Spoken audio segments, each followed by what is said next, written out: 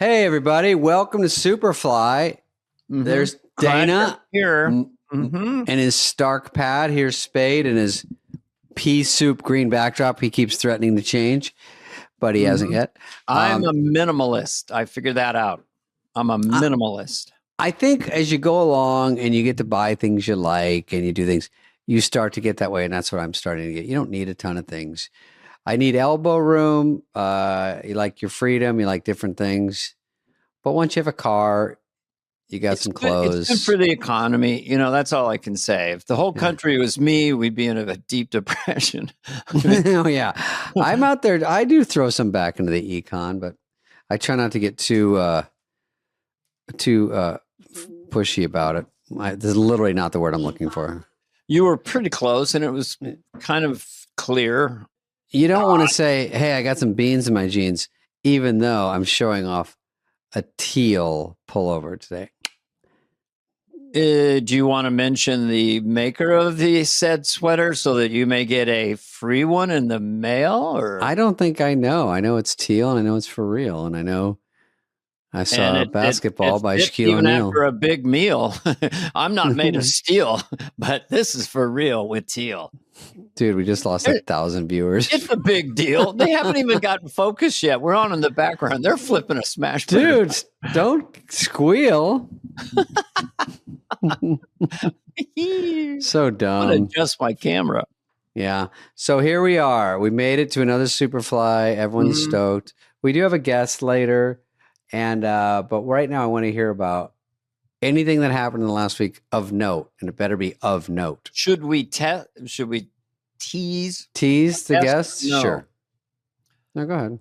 Ladies and gentlemen, can you do a drum roll? Some kind? Ladies and gentlemen, in a little bit, we're going to have our good buddy, the one and only, really, the hardest working man in show business. Been with us, America, been a star for a long time. Still looks like he's a high school senior. Yeah. Rob Lowe. Brat Pack. Rob Lowe, Brat Pack. But first, well, Dana. I had an observation. Oh, good. Okay. So what do you do? Like, there's this really nice guy at this place I go to for breakfast and stuff. And he's one of those people that really likes to laugh. Okay. So he'll say something, but it's just perfunctory information, but he'll laugh like as if it's a joke. And am I supposed to laugh? Like I walk in and he goes, "Hey, pal, normally you come earlier." That's awesome. That's awesome. I'm like, and then we're leaving and he goes, "You know, you should adopt me."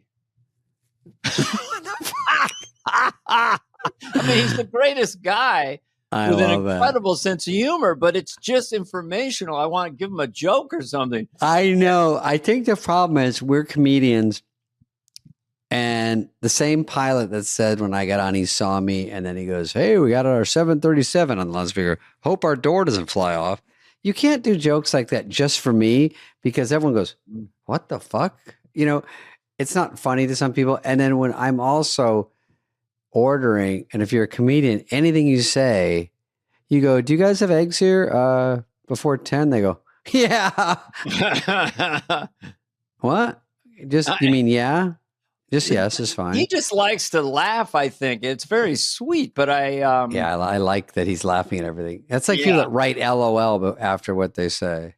Yeah. I mean, it's sweet, but I feel like I want to give him my joke with him is like, "Hey, where's Bob? Because you can't be him because you must be his younger brother. You know, you look so much younger than when I saw you last time." And it wasn't my best joke, but at least it was somewhat humorous.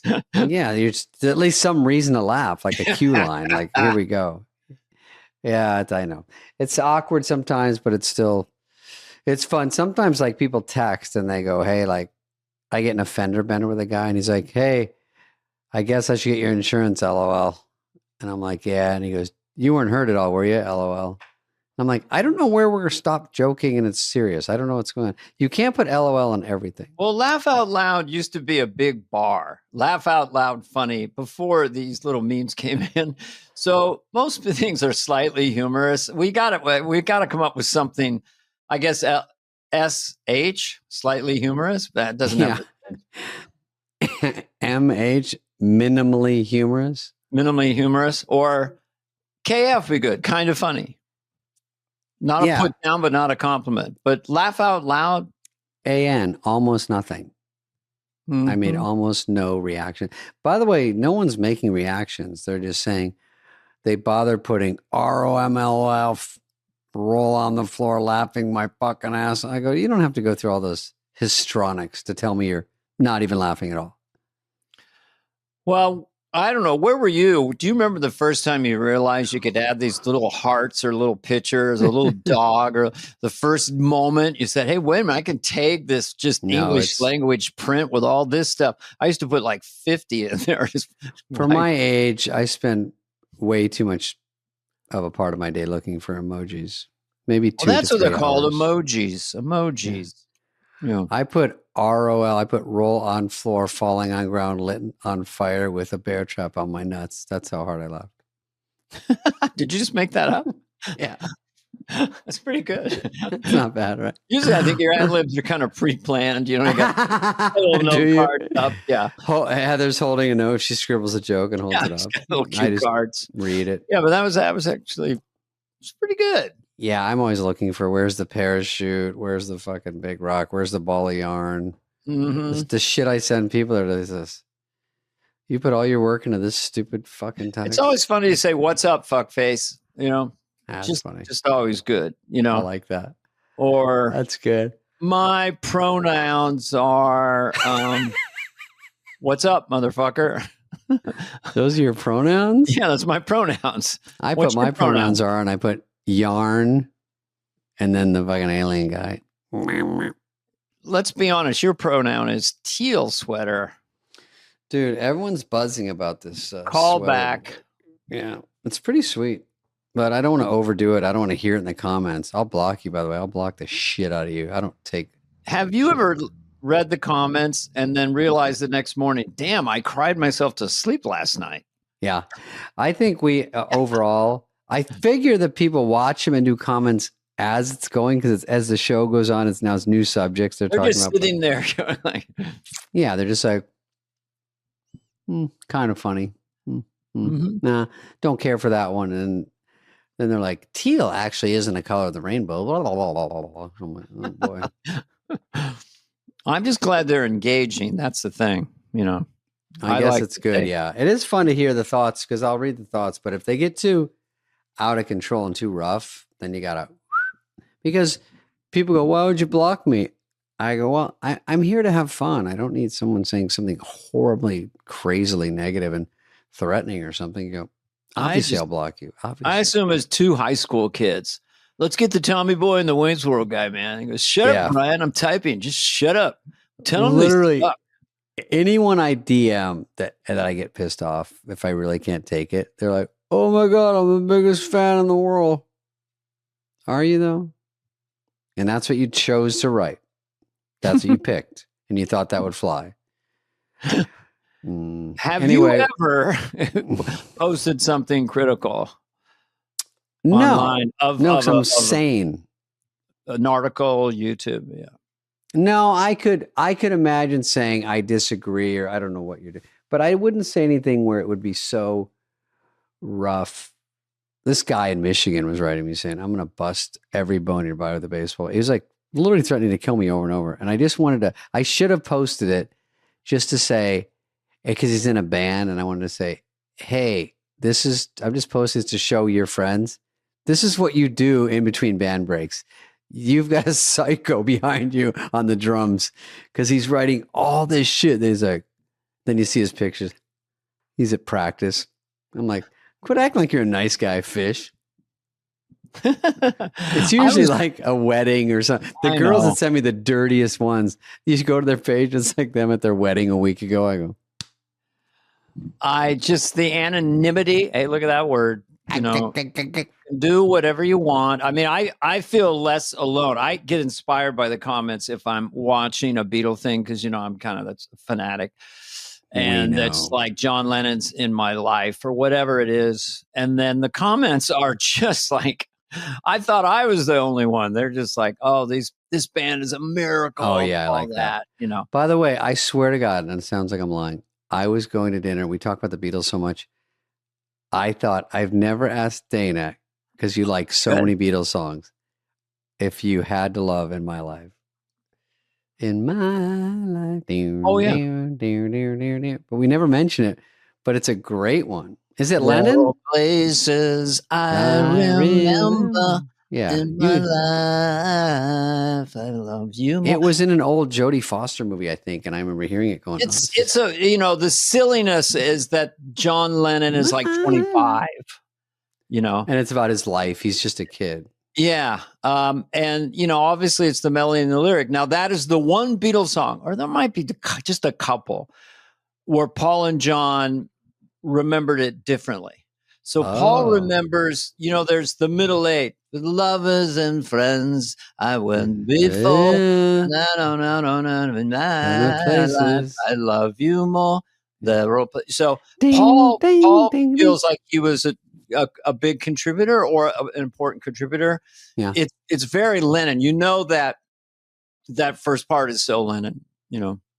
I don't. There are places I remember, you know, but that's one. We're going to have Paul back on. Oh, yeah. We're going to ask Paul to come back on. I want to get Ringo on, too. Because when they came out of the gate after the Beatles, I don't think it was John or Paul that had the first hit, was it? I thought Ringo sort of came out big and no one expected it. And so did George Harrison. Is that true? No. Okay. But they were... Thank God it wasn't Paul. I was saying this bullshit too. I just remember that Ringo, I think, would have been the one they wouldn't have expected a ton from. And then he had Photograph, which is a fucking killer. Oh, that was in the 70s. Ringo had A True Star, I think it was called. And only 16. Big hit albums for sure. But back at the beginning, you know, they had Pete Best and they had to let him go. And Ringo always was a fan of theirs. Like in Hamburg, Ringo is with Rory and the Hurricanes, and he would hang out at the club. Oh, brought someone from the fan club in. He just liked them. And Paul, they didn't see Selena. John would bring the songs to Ringo and George Harrison in the early days. It goes like this, goes like this, and then Ringo's genius was picking the perfect drum thing to that song. Tom Tom. They were like my brothers. They were like my brothers. Peace and love, my brothers. Who had the first hit after the? You got balloons. Who had the first hit when the Beatles broke up? Go. Obviously, I don't know. The first mega hit was, I think, Band on the Run. No, George Harrison's "All Things Must Pass." His double album is still the #1 selling post-Beatle album, and he had a really? hit, "My Sweet Lord." Oh, that was a fucking killer. Yeah. McCartney had massive hits, and Ringo and John. I mean, if you look at Dream Number 9 and Imagine and Watching the Wheels, you know, Lennon had his stuff, you know. I love that song. I'm just sitting there watching the wheels go round and round. No, but Gervitz took me to see Beatles, not Beatles, but McCartney and Wings. Killer. What year was that? I'm sorry. Am I rich? We're sitting up close. I'm sorry. Are these good seats? Must have been the Wings. Wings broke up in the 80s, I think, as a band, but the latest incarnation of Paul McCartney's. Really? I couldn't have seen Wings at the beginning? I thought, this is what people in the comments, I thought Paul McCartney and Wings was disbanded as a name of a band, but you know. Well, I would have been, I can't even say these numbers. It's too embarrassing. But okay, let's do a few stories and I'll leave. Should I do any stories? Yeah. Oh no, we got to do, should we just bring out our guest and end it there? Yeah, and just so people know, and more of a tease, don't do the laundry right now. Oh, don't do the laundry right now. We're just going to discuss a little bit the recession that's happening for all the different people who work in Hollywood, not the movie stars. And so Rob's he has some insight into that. Yeah. He does his hit game show in Ireland for a reason. It's much, you know, you listen to the podcast. That's and I'm going to ask him a real question. Is Bulgaria a real place? Because I always hear that country, and I gun to my head, I couldn't find it on a map.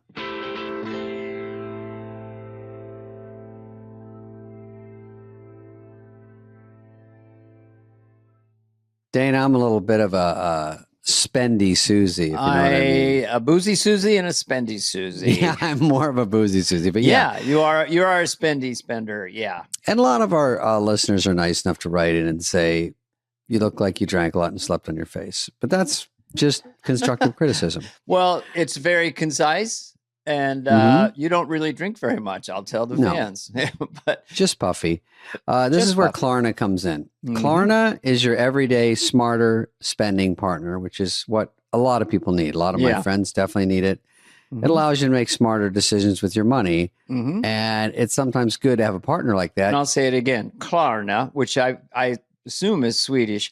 Klarna is your smarter everyday spending partner. Shoppers can use Klarna's Pay in 4 product to split their purchase into 4 interest-free payments. That's right. Here's some key takeaways. Listen up, brother. Klarna offers a Pay in 4 product where you don't have to pay interest. I think that's a good thing. You can pay with Klarna at merchant checkout, in the Klarna app, or with the Klarna card.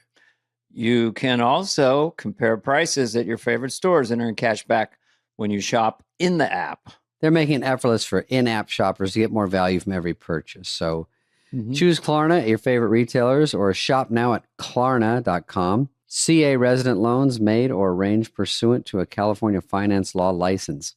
NMLS number 1353190. Klarna, balance account required. Klarna may get a commission. Limitations, terms, and conditions apply. They do. I'm just going to say it. It's a Klarna summer.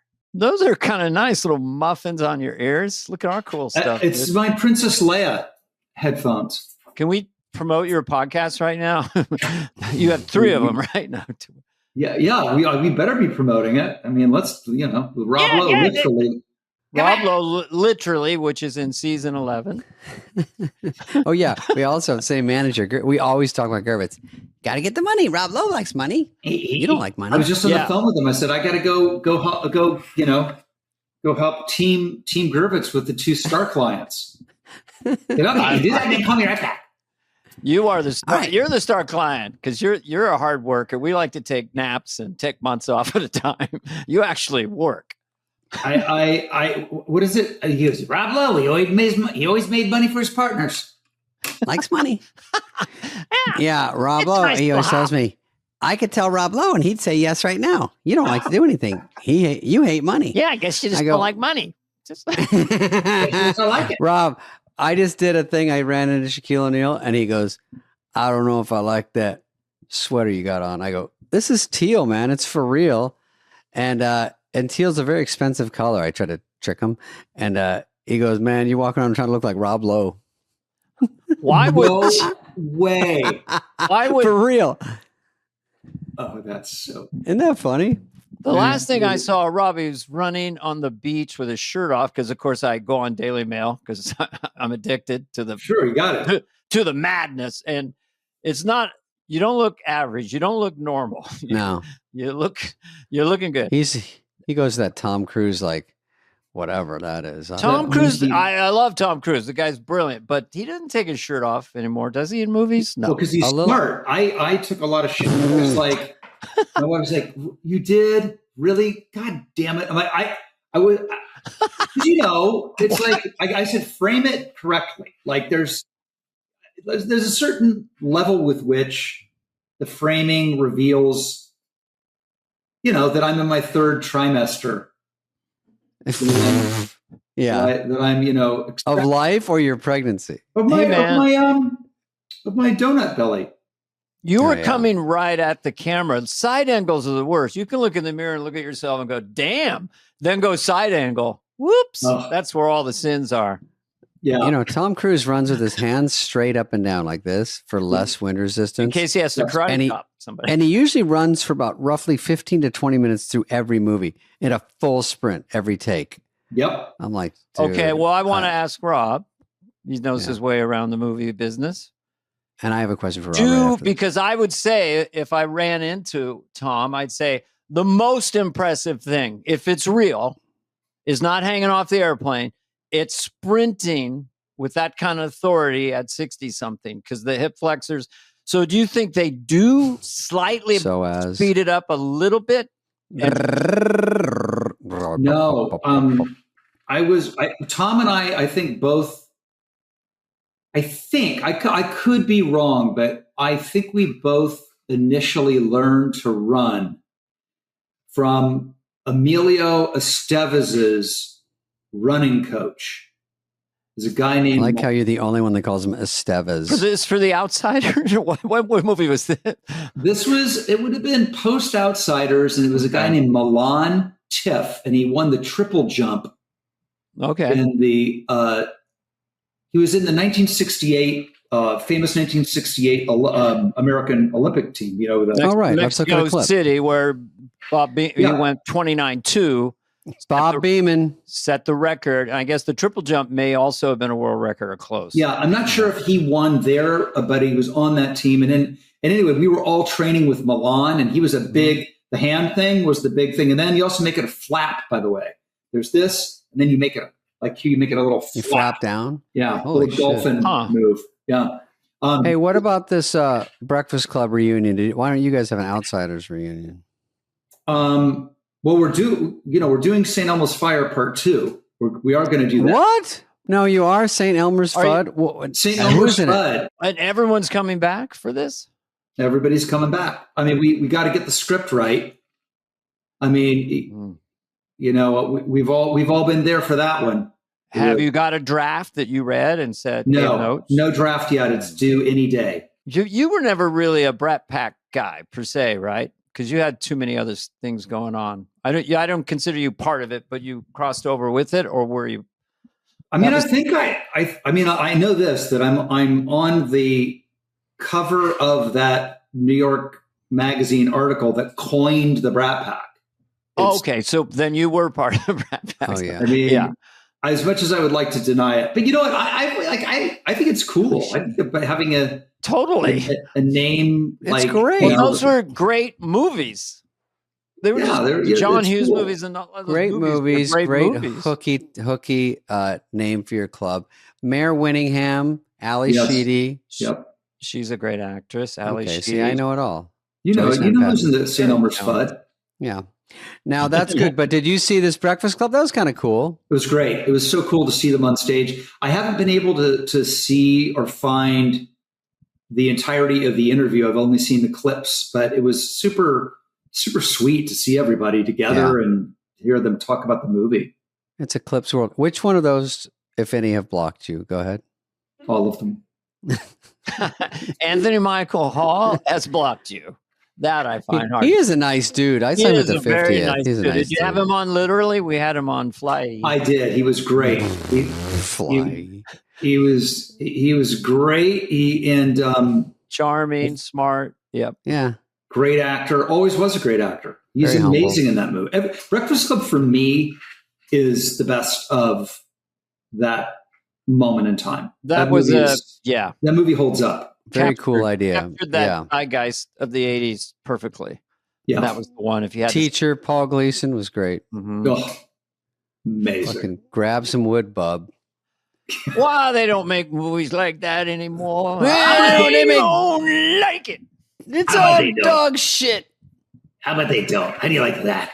I'll sign you up for a movie like that. You want to do a movie? Sorry, go back into Gervitz. All right. Now, Rob, we were going to talk to you a little bit about the state of the state, because nothing too heavy, because we're all a bunch of idiots. We literally don't know. Well, it started with his comment about the floor. Sorry to interject, but that was interesting. Yeah. Right.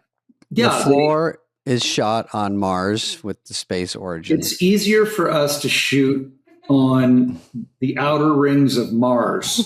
No shit. Than it is. It turns out that's less cost prohibitive than shooting it in Los Angeles. I will tell you this, Rob, just to for sure interrupt you. Yes. Well, I did a game show, which those game shows are kind of interesting because they can always come back. Snake out, snake eyes. Snake oil. Don't do that. snake oil. And David, the thing is, you need to be careful when you wear a hat on the one sheet. Is that a Lorne thing? It should be, because it's true. I saw you in the straw hat boater, and I thought, oh, that's right. I had a straw hat going, snake oil. Riverboat gambler, maybe. Not sure. It's the hat and cane thing. It's very stubby K. It's very early Minnie Mouse. It's fine if you're Hugh Jackman and you're in the Music Man. But if you're right. This is your best, Lorne. I haven't heard you do it in a while. It's a good one. It's actually admonishing me for my poster. Yeah. But to get out Hugh Jackman that's where, because it fits Lorne's rhythm. So Hugh Jackman, it's just unless you're tap dancing. Hugh Jackman. Yeah. But I think what you'll find is you're not. You don't want to be Clu Gallagher before 1960. So only Rob knows who Clu Gallagher is. I do not know who that is. I like the idea, though. How does Tarantino do it? He gets these guys from nowhere. He puts Clu Gallagher. And I don't know if it was Once Upon a Time, but whatever. But anyway, it was Once Upon a Time. Yeah, my story was before I was so rudely made fun of. David, it's your turn. Go. It's not really any story. It's kind of like Rob's. The funny thing about that was we met one night to talk about doing the game show.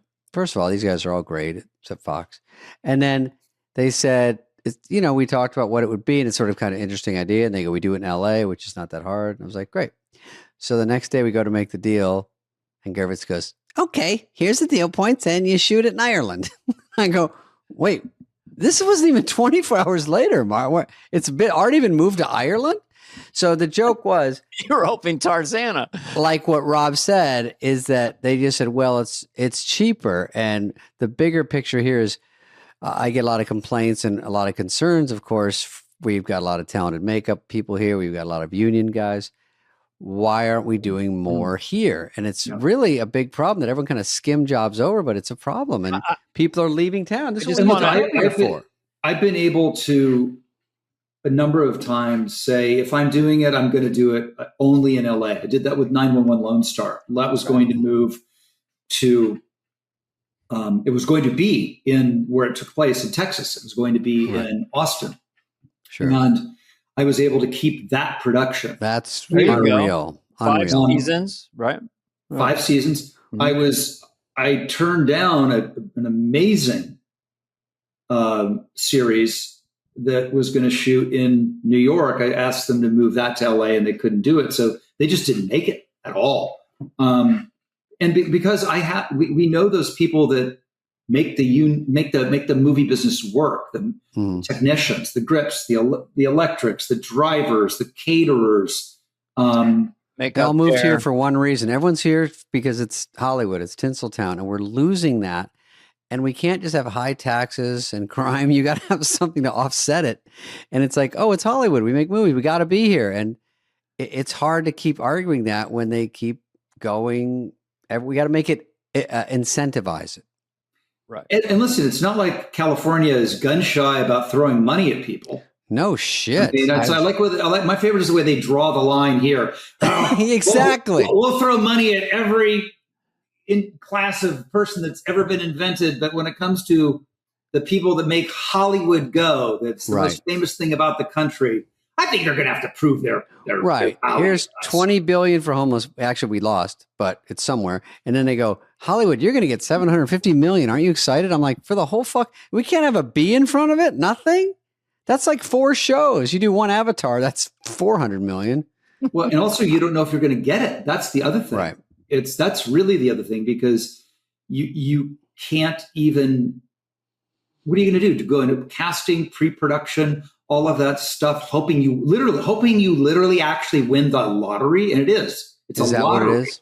Yes, it's bananas. It's like, I mean, look, hey, don't get me started on the state of the state. Yeah, this is the idea to get you started. There is one metric that is a little a sidestep I read about, that the cost of living in LA, for all the people we're talking about, a basic home is about $1 million in Los Angeles County. I believe that. Easily, and so that's another driver of people kind of going, I don't know if actually all these people who make movies, the grips, the crews, everything, whether they're moving out of state, because there's more production in Atlanta, so I'll step outside that thing. But Austin, it has to be a cause célèbre. It would have to be someone taking it on and funding it. That we have to at least match the incentives.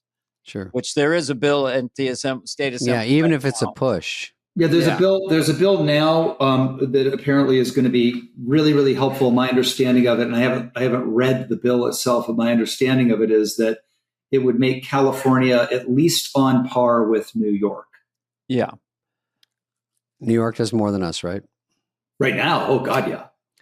Because I never hear any. I hear Boston a lot. I hear New Orleans. I hear Austin. Mm-hmm. There's a lot where they're making it very easy. And then there's also things like this is where, you know, there's enough blame to go around equally. And look, I'm a believer. The IATSE crew are the greatest artisans and technicians in the world. But the unions, I think, also have to come to play ball. I just saw a study of a movie that was, you know, granted, I don't know how long the shooting schedule would have been for, because that would affect the number, but their number for their grip department, which for those of you who don't know, the grips are the people that build the sets, move the walls, do all the construction. The budget was $59,000 for run of the movie in Hungary. In LA, it's $59,000 for the key grip. So, and how many grips average? Yeah. I mean, 10, 12. You can see why, you know, if your goal is to get your movie made, your goal is to get your movie made. Right. Yeah. We did a small movie, Busboys, that Theo and I wrote. And I asked, said, can we do it in LA? And Theo was nice enough to say, because he's out in Nashville, spends a lot of time in Austin. And we were talking about Austin. Then I said, is there any way we can do it here? I know it's just a drop in the bucket. It's a small movie, but just the idea we're doing it here. And selfishly, I like it here, but it's also like, I got to practice what I preach. I got to try. Some movies are set other places and it's hard to cheat, but it's hard to cheat Hawaii if you're in LA, you know, whatever. But we did it here, and every single person on that crew is coming up going, I love that you guys are doing it here. I love, because we have nothing. Everyone's scraping by. And I think we're not here to really complain and bitch about everything. We're just trying to say people should just know about this. And I don't even know the easy fix. There's no easy fix, but fuck, it's Hollywood. The other thing I would add is we're going to be fine. We have the ability to go to different places and do things like that. And we fight to keep it in LA. And sometimes we have the weight to do it. Other times we don't. And these subsidies don't go to the stars. Right? They're not subsidizing you or me, or what they are subsidizing are the working men and women that make this industry work. And I think that there can be a misconception. It's like, oh, these, you know, very famous actors are getting subsidized. It's not us that's getting subsidized. It's the people that need it. The people who are getting crushed. I think 18,000 jobs have been lost in the last few years. We had the pandemic, and then we had sort of a recession, and we had the strikes. And I don't have enough information to know the input of that, whether some of the studios said, okay, we get that. We'll just go to London. We'll go to Ireland. So it is very complex, but those are the people we're talking about who laid down roots in LA, have worked here for maybe multiple generations, and the work is really dried up. It's a severe recession in the interior of that business. I mean, studios have never been this. Actual physical studios are just sitting there. So we want to keep it, and we want to do it in the smart way. But if Rob wants to run for mayor next time, the cycle's up. Karen Bass is, she's doing fine, but I think that I would support. He hasn't read this bill, so he'll fit right in. Great. I'm already half in. I haven't read what's in it, but I like it. I love it. Yeah, I'm with you guys. Like the three of us don't get affected as much. Even Busboys, we funded ourselves, so it was a little more, but at that level, it wasn't that much more. But when you get these budgets that are 50 million. Obviously, these movies are getting bigger and bigger, and 100 million. The sort of competitive threshold is 30%. You can get 30% of your budget back. It's that high. Wow. Yes. Mm-hmm. That's sort of that's basically Atlanta, England, Hungary, Canada. And look, it fluctuates a little bit. Sometimes it's a little bit less, sometimes it's a little bit more. My favorite is, hey, you're going to go shoot it in Toronto. And then you get to Toronto and they go, well, actually, you're shooting it in Hamilton. Is that outside of Toronto? That's the new Toronto. Hamilton is the new Toronto because there's even more money to be picked up. How far is that? More nickels lying under the maples up there in Hamilton because you're 60 miles outside of Toronto. So even Toronto's not good enough now. I mean, when the bean counters finally have their way with us, we literally will be shooting in space.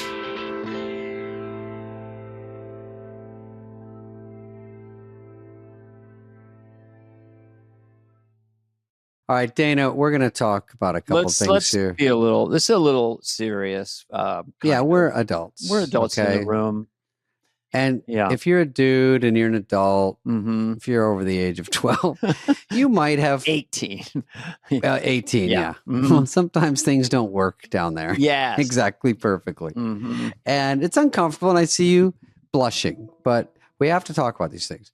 Hims is a product. It just helps get some gas back in the tank. Well, if ED is getting you down, Hims will help you get up and get more confidence. No pun intended. The treatment so you can get things working, last longer whenever the mood strikes. I don't know what you're talking about. Oh, yeah, I get you mean. Yeah. Listen, dealing with ED can be uncomfortable. Not for me. I talk about it all day. No, David, seriously, if you're feeling a little stalled out in the bedroom, Hims is for you. It's directed at me. And Hims provides a comfortable solution with an all online process and personalized treatment options, which is the best way to do it. Yeah, Hims is literally changing men's healthcare by providing you with access to affordable sexual health treatments from the comfort of your couch, digital, online. Boom. Yeah, they give you access to a range of doctor-trusted ED treatments. Like there's chewable tablets, there's Viagra, there's Cialis, and there's some generics for up to 95% less than those. What? Yes, the process is 100% online. So there's no need for the doctor visit, all uncomfortable and awkward. Hey, doc, I wonder. That's out the window. Nothing like that. Just fill out the intake form on their site. A medical provider will determine the right treatment option. If prescribed, your medication ships directly to you for free. David, there's no more, hey, doctor, having a little problem with the pup tent. It's not going on. How many euphemisms? Hims has hundreds of thousands of trusted subscribers. You can find an ED option that works for you. Start your free online visit today at hims.com/superfly. That's HIMS.com/superfly for your personalized ED treatment options. HIMS.com/superfly. The featured products include compounded products which are not approved nor verified for safety, effectiveness, or quality by the FDA. Prescription required. See website for details, restrictions, and important safety information. Price varies based on product and subscription plan. So in layman's terms, non-show business terms, with that tax credit, say you're going to make a movie and your budget is 10 million and you go to one of these countries with this tax break, all of a sudden you have maybe 15 million in a sense to spend. Okay. So that's right on actors, on housing. I mean, I think, I forgot. Well, the other also what it does. Oh, Rob, this is what I was going to say. Sorry. Yeah. Is that the benefits are, let's say you're doing it in Boston. We did grown-ups out there. The benefits are there's a tax break for the city, which they have to cover, but everybody comes to stay in their hotels. They make money. Everyone goes to eat every night. They make money. You're going around the city. You're buying groceries. Everything is being helped in that city, and that's the idea to get you there. And then you see the city. Maybe you want to move there one day. So all that is a plus. So that's kind of how they rationalize it. But here we have so many facilities and so many ways to make a movie, make it really, really easy. And then it just starts to dry out. And I'm not going to say it's fully gone, but it is red alert. Just in distress. I mean, it is our tax base. It creates a lot of revenue, and it is global fame. It's a global attraction. Although the Hollywood side is still there. Yeah. But the ecosystem of it, the car wash that goes out of business, the smaller restaurants, the catering companies that go out of business. For sure. Spreads Yeah. everywhere. It trickles down in a way that people don't really understand. They think Hollywood and they think stars. And it really isn't about that. It truly isn't. Because like I said, we'll always get the phone call to go somewhere. But, my guy that does all the wardrobe for my show, or who does does all the lighting, that phone is not ringing. And they got kids in school, and it's brutal. It's brutal. Yeah. Brutal. So something will be done because it has to be done. And who could be listening to this podcast? Governor Newsom. Who can do something? Newsom? What are your analytics like on this podcast?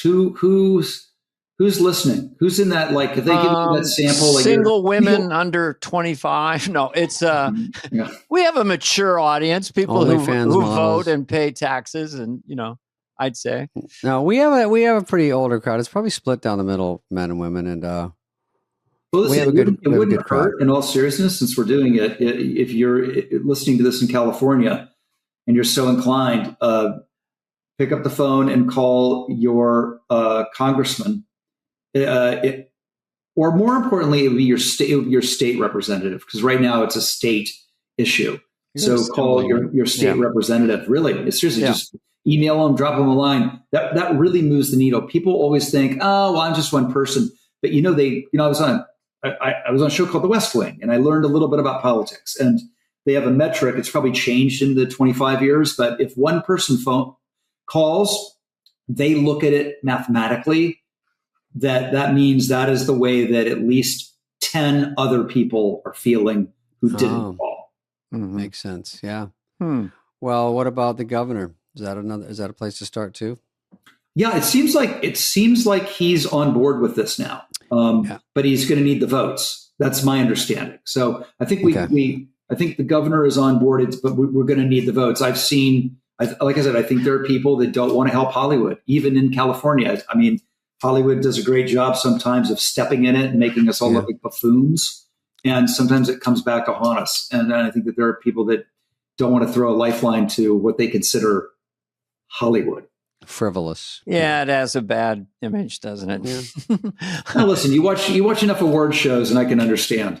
These pampered, self-righteous, clueless moron. Ricky Gervais said it all at his famous speech. Good. Oh my God! One of the great and funniest moments you could ever see on a YouTube clip. I could never not love it. Thank you, God, and fuck off. You know nothing. You've been nowhere. It's like, you know nothing. You've seen nothing. People tell you what to say. They tell you where to go. They tell you what to wear. Don't tell us anything about anything.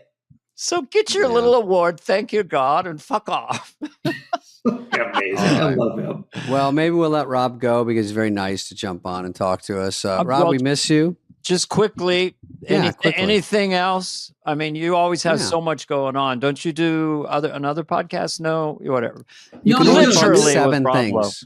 Literally is going strong. I'm loving doing it. Get it wherever you get your podcast. I started really paying attention to filming it like you guys do, which is a bummer because now I have to make sure my toupee is. I meant my hair. I'll give you my guy. You're perfect. The one who said the best hair in Hollywood in history. Who has it? Well, I think I thought it was Richard Gere, but you said it was someone else, something O'Brien, I think. I don't know. Maybe I'm transposing different. Conan's hair is pretty fucking good. Conan's hair on the Oscars was amazing. That's my hair. That's my hair girl. Oh, she did a great job on it. I like on one specific thing. He was great on the Oscars. Sometimes on his podcast, it's not his best day, but he's always great. But he was great on the Oscars. Yeah, I love him. He's going to you always have. Look at mine's not too bad today. They get mad when I say I look at my hair, but Dana and I were arguing that when you're in here, my face looks all bright from the goddamn light in my eyes, and then the hair. But the hair's got a little flip to it. Yeah. Rob has such good hair, he covers it up. He doesn't give a shit. And I'm like, fuck, if I had that hair, I would never put a hat on again. I know that's a great irony I've got good hair, but I do like when the Dodgers win the World Series, I got to sport. Yeah, they got a good chance, dude. They're pretty. Oh, didn't you have the the hat that said NFL on it or something? I did. Just go teams. It's actually funny. Go teams. Go teams. I want everybody to win. We did one movie up in Toronto, but we were pretty much in Toronto. I did 2 in Toronto. It was a Tommy Boy story. Tommy Boy was in Toronto. And I'll tell you another thing. All of the Brat Pack movies you talk about, all John Hughes movies were in Chicago. But that was cool, they weren't in Chicago. Yes, there were tax breaks. There's always been tax breaks. This is not a new thing. No. It's just gotten way, way, way, way, way out of control. Yeah. It's a global thing now. But there was a thing where everything shot in Chicago in the 80s. But it wasn't for every one movie that shot in Chicago, there were still 5 or 10 shooting. Yeah, there's a Chicago backdrop too to some of those. Blues Brothers was out there.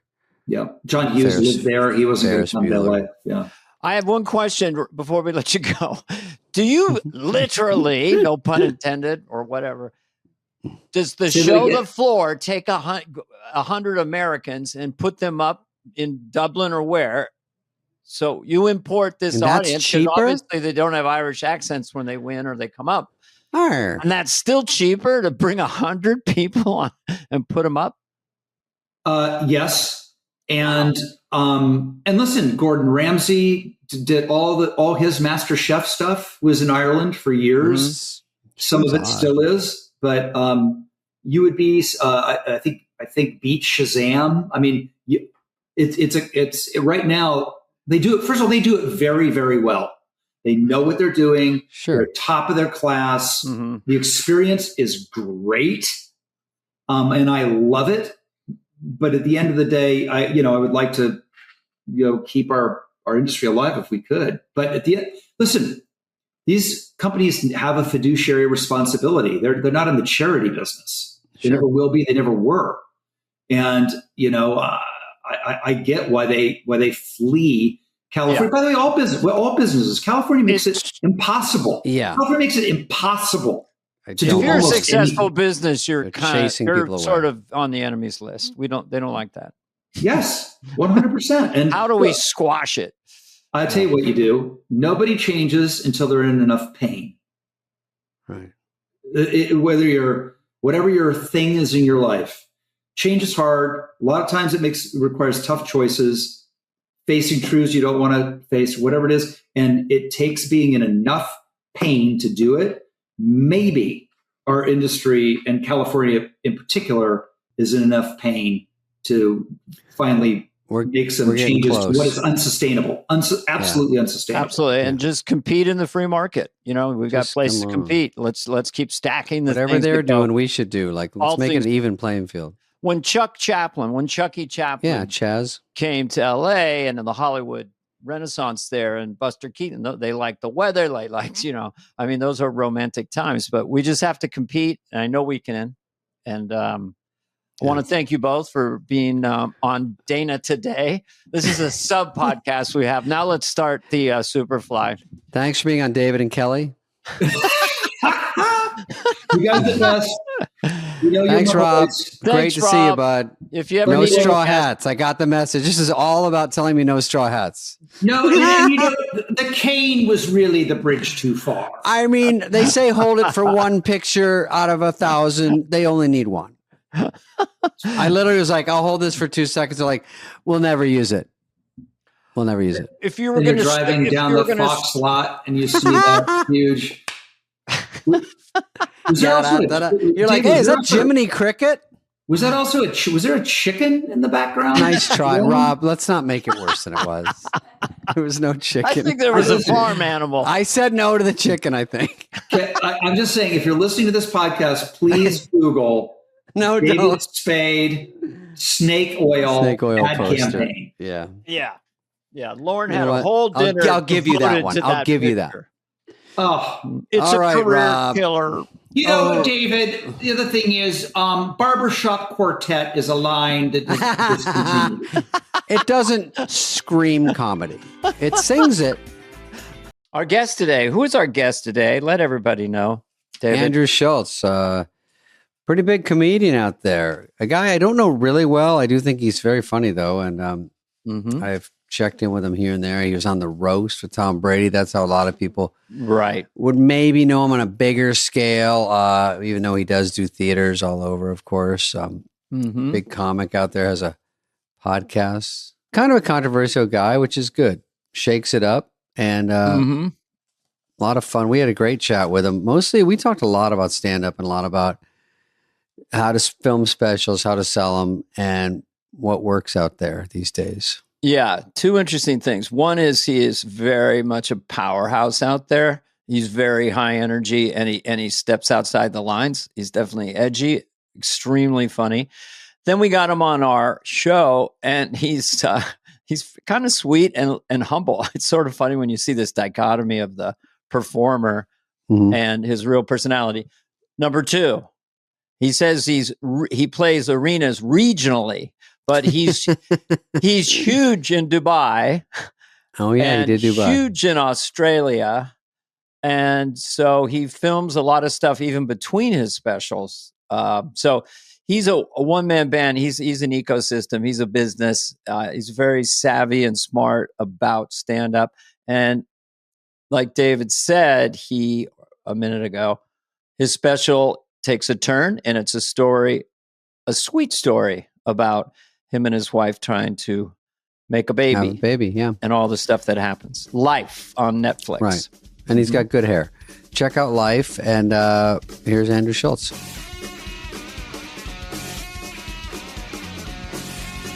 Thank you. This is a huge honor, guys. I just want to let you know this is a huge honor. I'm sure you guys get this all the time, but I really appreciate it. Let's see. When Wayne's World came out, you were 8 or 9. Yeah, so I get it. I'm 41. So 41, so, yeah. but you read at a 44-year-old level. I understand. I'm high. Yeah, but your specials are awesome. They're Thanks, powerful, man. And I guess it's your generation, but the beginning of the recent one on Netflix is so cool, where you come out, you land 2 jokes, like a cold opening, the way it opens, and your dad introduces you, and then it's a shot behind, and it just says the name of the special, gigantic. Yeah. I mean, it's like we would crawl out in the 90s. It would just, what's up? It's just like, it's an event.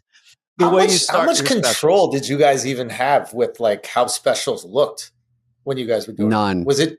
So HBO would just be like, hey, show up, do the material, and then we'll handle it. You know, I remember Backdrop. What do you want your backdrop? I had an old one called Take the Hit, and they said, I want to do in Arizona.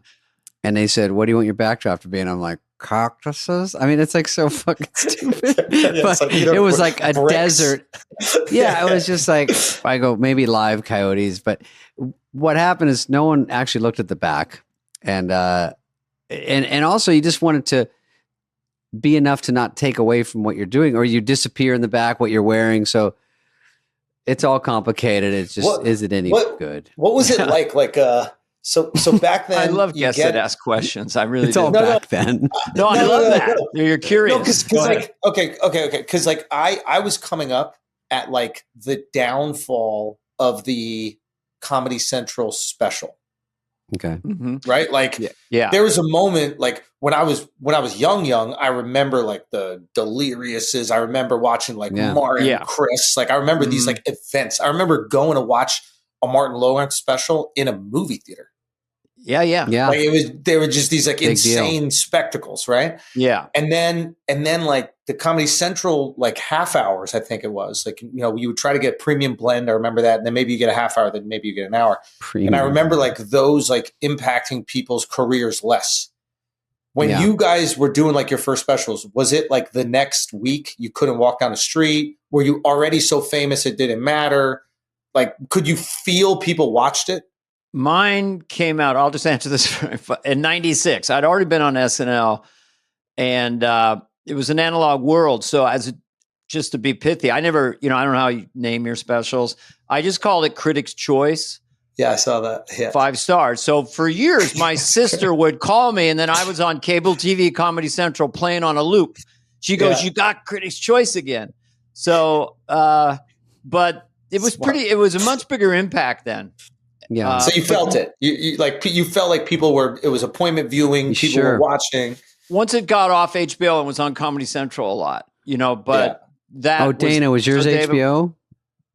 I believe it was. I think that was the only game in town, really. When I got mine on, I was on maybe SNL or Just Shoot Me, and then it was a big deal because I didn't really know it was a big deal, but you got paid pretty well. And I remember HBO only did a couple, so yeah, it was very rare, and that it did have an impact on the stand-up. I didn't chase the stand-up as hard because I was working, and then I got more into stand-up later, back into it. But your question is yes, it had a little more impact, and now stand-up's everywhere, and it's on your phone, and it's clips, and it's people doing crowd work. So you go, is a special important? It's very hard to stand out still.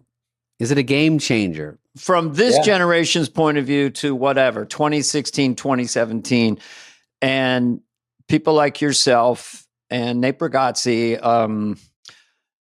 I don't know, Tom Segura, name them.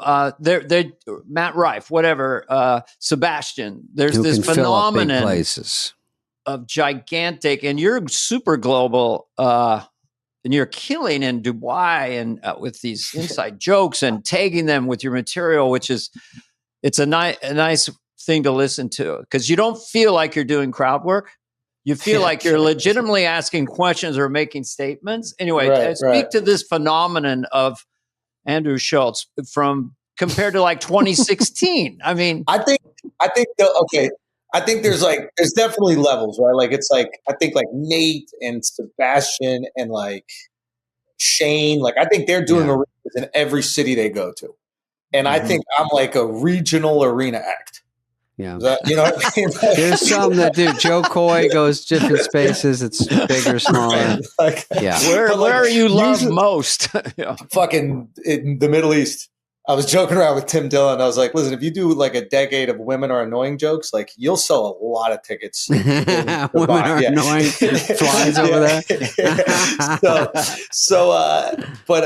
But yeah, so it's like I'll have my markets, but it is kind of weird because usually white guys aren't like that. Like you're right. Like usually there's like an Asian dude will crush in like San Francisco, Hawaii, Irvine, right? So I'm kind of I have like I'm like an Asian arena act. That's kind of what I am. Just that's what I think. Like random international places. Like so, yeah. It is cool. It's fucking awesome. I don't know what to tell. Like, well, it's awesome. Well, you're owning it. Crazy. I mean, you're not like nervous out there. You're not. I mean, you have. When I get comfortable, you put one foot's on the monitor, and you're playing to 20,000 people. And this is what you would do at a little, hole in the wall shithole. One foot's on the thing, and it denotes I'm relaxed, man. I am in total charge here. So would it be easier just to request a step stool out there? It wouldn't look as cool, I guess. I just want I want the front of a boat. I want to look like George Washington. Put the front of a boat out, and you step.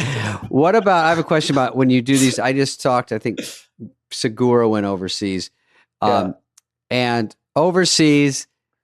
I think when they told me once, do you want to go overseas? They go, what they do is they'll put you in a couple of small, like clubs or maybe a small theater. Let's see how it goes, see how famous, see if anybody gives a fuck, and come back. And then the next time you have a gauge. I'm like, wait, go twice? Yeah. So like Dubai and that stuff, I don't know because you must have bigger themes. I mean, you can't mention Ralph's. You can't talk about Sepulveda. You can't. And that's the hard part. The bigger you get, you have to go, this has to work for everyone. And I remember Chris Rock, I used to say, you're smart. You go politics, you go relationship, marriage, and those will last you 40 minutes. And those, at least everyone gets it.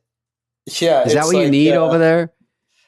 Listen, I got lucky that my sperm doesn't work and everybody wants to have a family, or a lot of people like having families. Okay. So like that was a kind of relatable story that I ended up telling. But what I noticed about like Abu Dhabi specifically, is that they're more connected with American culture than the English, because a lot of them are all educated here and in like real America, like Tennessee State, not NYU or UCLA, like some rural American colleges. So they know all the references. But when you go to Amsterdam, like those are some tough shows, but I'm not gonna lie. Those are some tough shows. I'm sure they can. It's not even your fault. It's just you pop in and you're like, I think they were saying some of these cities were tough and some were like full crickets and some were great. And you're like, you don't even know. Hey, you don't know why. And probably someone does better. Crickets as a special. Full fucking crickets. Full crickets. Dude, I had full crickets to Laugh Factory the other night. I'm like, what's going? What am I getting worse at this point? That's got to be a meme or something. But what you did in Australia is you backed into jokes about the Aboriginals there. Yeah, I like doing that. Like I like going to places and like writing some jokes like the day of, and then seeing if it goes well. But I like talking to people when I'm in these places, and I'm trying to get information and see like what they're proud of, what they're embarrassed of, and like writing some stuff about them that they wouldn't maybe expect me to know. And what I find is like, if I can, sometimes it goes well, sometimes it doesn't. But if it does go well, the rest of the show goes really well, because I think everybody there goes, oh, okay, like he cares about us. He's not here to just they like money. Something local for sure. Yeah, they're like, he's made an effort. And he's interested in this place, and so that tends to, Here's an oversized laugh I got just the other night. Sorry, I'm playing some Valley. We're flying into Ketchum, and I said, I go, some Valleys. That's the place I'm playing. I mean, Ketchum. I just thought it'd be a complete shithole. So that got such a big laugh because it's out of the blue in Sun Valley, Idaho. The clueless guy. I just thought Ketchum be a shithole, man. It's great, but. The laugh is so big when it's local, and I was doing that since the late 70s. I mean, and if I always a few jokes about the place and what's the shitty town that they'll laugh at. Yeah. And also like, what is some like weird, like every place has a big story. You know what I mean? Like they're not talking about Elon over there or fucking Trump or whatever the politics is. Like whatever their local shit is fun. So, how can I pull that? Like, there were it was all the Israel-Palestine protests when I was in Australia. And there was all these Australians like, give them back their land or whatever. So the joke I had is like, there's some Aboriginal dude watching these white Australians go, give them back their land. And just kind of stand. So it's like that joke would work in New York, but in Australia, crush. It really goes. So I try to write a joke that I would use anywhere. But that is the epicenter of where it would get the best reaction. But you're also auditioning. Like I was just thinking, if you were in Ireland, because these guys just went to Ireland, I go, would Conor McGregor's just running for president? Do you say that? Is that something you don't even know what side they're on? You start something and they like it or they don't like it? I mean, when I was in Ireland, the guy who's president now is like, he's almost like an Irish stereotype. Have you seen what he looks like? No. He's like 4'11". Like he looks like what you think like an Irish carries a pot of gold. President. Like literally, like he's a leprechaun, whatever. And so I was having some fun with that, and it's interesting because I was teasing him, but you could tell they really like him. So they were like laughing, but they were also like, there was a little bit. He's good. Like careful. Yeah, they're underdogs. That's what they do. I have a lot of Irish relatives. They're underdogs. They're amazed how much we love their country. But I would say that when you do ad lib something that's new that day that you thought of that day, and you get a laugh, then you're just kind of alive in the frame. I mean, I can tell by watching you, like, because then you're going to go into your tried and trues, because that's how you do stand up. But every time you do something that's fresh, just lightens the whole show up, right? Oh, it lights yourself up too. You think you're good. Also, like Australia was kind of almost like cheating, because I got to do like 4 or 5 shows before I did that one where I put out the Australia material. Mm-hmm. Like usually I just got to think of it the day of, but this was, I got to work it out a few days and like find the bits or whatever. So that's always fun when you're away, but it's just rare that you can go to a place where you just go to a country and tour 5 places. And I just have to, because we didn't do this either, but you're taping, you have your specials, and then when you travel the world, you've got a 5-camera crew or something. Is that, and then you use it? Yeah. I have my one guy, Shifty, who like edited the special, and he was like instrumental in like directing it. And he's this kid, he like started working with us when he was like 18 years old. It's like unbelievable. And he brings 5 cameras, and then he just sets them up and then just hits record. So we don't have like this whole crew. We just have one guy that's doing also, it. it's a little but it less looks stressful. like a special. I go, did he have another special I wasn't aware of? But because that's the shit we can do now. It's kind of crazy, right? it's very, very smart. Well, it also 'Cause you're- takes away from the fear of, like I just did mine. It comes out soon. I wanted you to have you on so I could plug mine, but no, it comes out, but it was Andrew Schultz. it's hard to do. It's hard to do the 2 in a row show. The typical sort of cookie cutter thing for comedians is get maybe a theater, 2 shows in one night, cut them together, do your best. And I didn't do any tricks really. I sort of regret it. I was just telling Dana before. There was no like super tricky way to get in, and then you're getting algo briefings like it's got to be the funniest in the first, and then all your bad material at the end. I'm like, what bad material? They're like, oh, you want us to tell you? And I'm like, no. Yeah. No, they'll tell you. Hey, David, like, do you your open with your viewer, closer? And I'm like, wait, what's going on? So you got to just try to get them and all that stupid shit. Yeah. I saw Bert talking about that a little bit, I think. Yeah, like, I don't know. I guess it's like, I don't think any of us have ever opened with something bad. Yeah. You know, you're supposed like, to open to get them going. That's the second hardest thing is a closer. Opener might be harder. You got to get them going. And if you don't get them going, you lost them. So I went into the Intersectum at up. Netflix, and they do every minute. You made it to 12 minutes or 13 minutes. So it's like as if you're playing a theater where constantly people are leaving. Like there's just, you start out with whatever and they're leaving. And by the end, you've got like 12 you're playing people. Wembley and so you have to do a special as if every minute they want to go try and watch something else, And so, but I think what you're doing is great. Just continue. I think if you do like with mine, it ended up being a story. Like I didn't want to do a one-man show. I feel like, like it kind of is almost like that because there's like a serious moment or whatever. But I feel like sometimes when you say one-man show, you're almost like asking people to like reduce their comedic expectations. So or like to hate it. Yeah, definitely. Or to immediately fucking hate it. Yeah. Fucking leave. Yeah. But if it really is a one-man show, but don't call it that. Don't call it that. But if you call it a one-man show and they hate it, is because they're not smart enough. Didn't you know that? No, I didn't know that. Oh yeah, right. If you must not be smart enough to understand this high art. Yeah, it's got a one-man show. Yeah, it's so intelligent. Yeah, the guy who doesn't have jokes, he calls it a one-man show. Yeah, do jokes. That's all. It's fine. I don't care what. But yeah, Jay is a purist, and he understands that. So I kind of wanted to like almost trick people, and I wanted like just regular hard hitting jokes, and then eventually kind of like get into it. And what we found, I guess Netflix told us, they're like, the retention, like the watch through to the end, was like insanely high. Because they're invested in this story. Oh, a story. It's like a long story. Yeah, it's like a phone call. Yeah. So that's like how you pitch it. Yeah. I'm just gonna. It's just like being on a phone call. That's all right. You ever call your mom? Yeah, it's like that. It's like that. So that's the first time you really at the end you're being sentimental, specifically sentimental, and you're getting awes and stuff. You haven't tried that before, but it's interesting to land that. I thought my life was boring my whole career. I was like, I thought like my opinions on shit were better than like anything going on in my life. So I never talked about anything personal.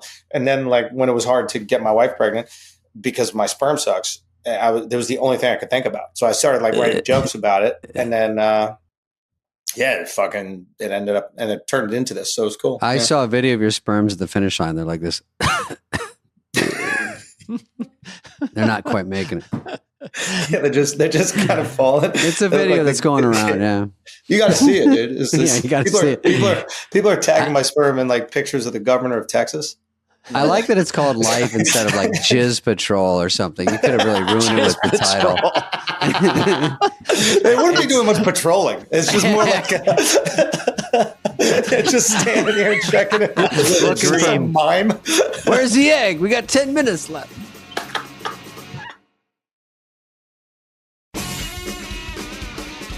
But I agree that it is funny. It's fun to tell stories because people will say, you should do this joke or this is a funny joke. And I do have some jokes in my act, but I do love telling stories because it's the only thing that's more of a fingerprint to you because yeah, I do stuff about the airport. I do it about this and common denominators, but I'm trying to do my version of that. And longer stories are more fun for some reason, just maybe because I'm older to go, let me just tell you this thing. And then that's more true to me than going, I don't think anyone else is going to tell this story like this. Also, like we get a sense of you, like your personality shines through because it's how you acted in that moment. But also I think that like, if somebody walks into a room and goes, guys, I got to tell you the story, we're going to give them 10 seconds. If it's boring after 10 seconds, we'll probably go. But everybody likes a story. It's like our earliest form of digesting information. Like if you just give me a bunch of facts, I'm going to kind of look the other way. If you tell me some shit that happened, I'm kind of locked in. Like I'm rooting for you in your story. Yeah. When you tell me something happened, I want it to be good. I hear a TikTok story from someone I've never met, and they started a story about a breakup with a guy, and I just sit there and stare. I'm like, why am I even fucking listening to this? But it's like 30 minutes of it starts, and everyone starts. I like it. I go, huh? I've actually told young stand-ups who've asked my opinion in little teeny clubs, I said, pretend you just saw something on the street and you just came in to talk to your friends. Because usually when you tell a bit the first time, you're urgent about it and you're very specific. Excited, and then you start to lose it. And Jerry Seinfeld the says, oh, check the setup. Check it out. Troubleshoot it. You got to check the setup because put it up on the rack. That is such a true statement. Like the first time you tell a joke, you think it that you like and does well, you think it leveled the room, and then you go look at like the video audio and you're like, oh, like 5 people laughed, but it's just new to me. One loud guy. Yeah, and then it goes away. That's so true. Like the same joke, the same words, your excitement in it wanes a little. Also, when you say one and you say it off the top of your head, and if you didn't tape it, I mean, everyone's different, but I hopefully record it on my phone when I go to the Comedy Store or whatever, because when I audition these turds and then I smash them in between 2 jokes at work, and then I do one in the middle. But if it somehow works, I have to remember inflection, when it was in the set, how it worked, what happened, because sometimes I go, oh, I got that one. Next night I say it, nothing. And I go, nothing. What was the magic? What worked? What? And all that is so important. Yeah. Sometimes you'll work on a joke and then get it really good. And the joke in your set that follows can no longer follow it. Oh, gets hurt by it. Wow. Yeah. It's like, it's not strong enough after how good this joke is. Yeah. Stand-up is the best. Sometimes you got to tell your joke, I'm moving you up to closer. That's a great feeling. I'm going to try this. It seems to work enough. I'm putting it at the end. And you go, fuck, I have a new closer. Oh, that's so great. Because then the other one can do a little tent pole heavy lifting in the middle. What's the deal when you guys go to the store? Like, do you have to respect the light, or are you just at a point where it's a suggestion? Yeah, I go, how long to do? They go 15. I go, great. They go, when do you want the light? I go, at 30. But there's a lot of guys that get the light. I won't say names, but they literally get the light and then they start going names. Come on. So what else is going on? I go, no. That's not what else. That's wrap it up, guy. When the elbow is up on the mic stand, and they've already done 20, and that elbow is up there. Where are you guys from? I'm like, no, we know where they're from. We don't care. It's over. This is my favorite shit. Like this thing that's like, and this has always existed, but it's really popular now. Like the comics pretending that they don't care. So they'll have like a notepad on stage and they're like, look, like, all right, what else do I got in here? And then they'll look at the page and then do a joke they did in their last special. It's just like, it's fully formed bit. Yeah. It's okay to care. We care. It's okay to try. We all try. We want to do well. You don't got to bring a prop on stage and fake leaf through it. Like, by the way, it does better if you have a notebook, because there's something about going, guys, what do you think of this? And then you read and they're like, that's pretty good. And then you read and you realize, they go, well, not good enough for your real act, but for this little thing, you just thought of it. Sure, this wispy idea.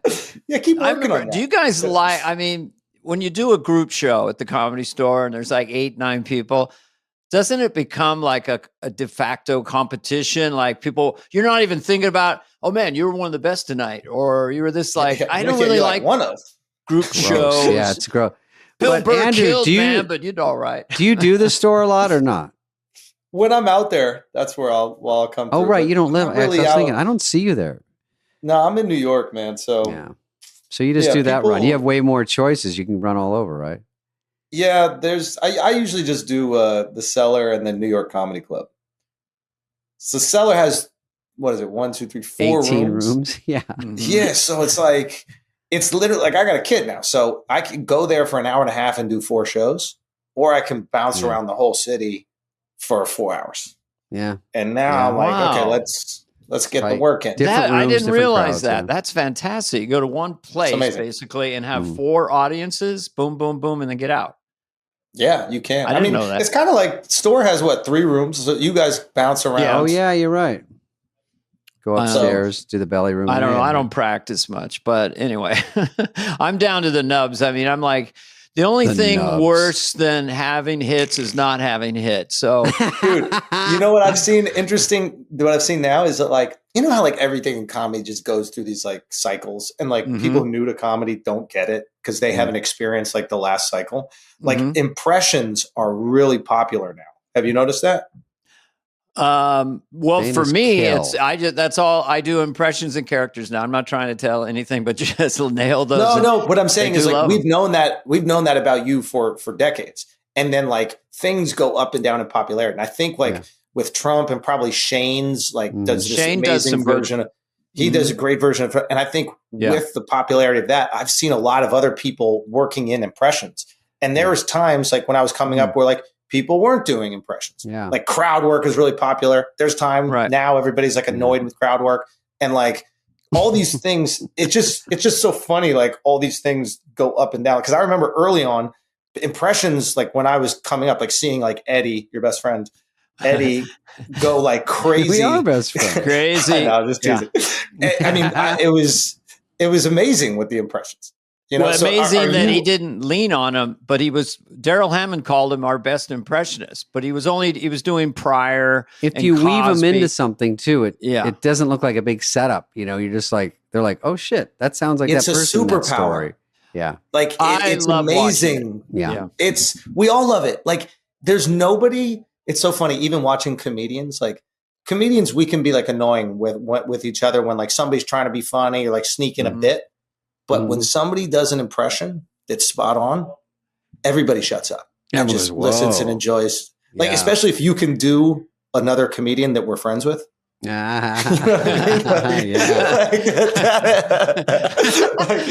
have anybody that we know? That someone's going to do Shane because he grabs the mic funny. And he goes, he does these.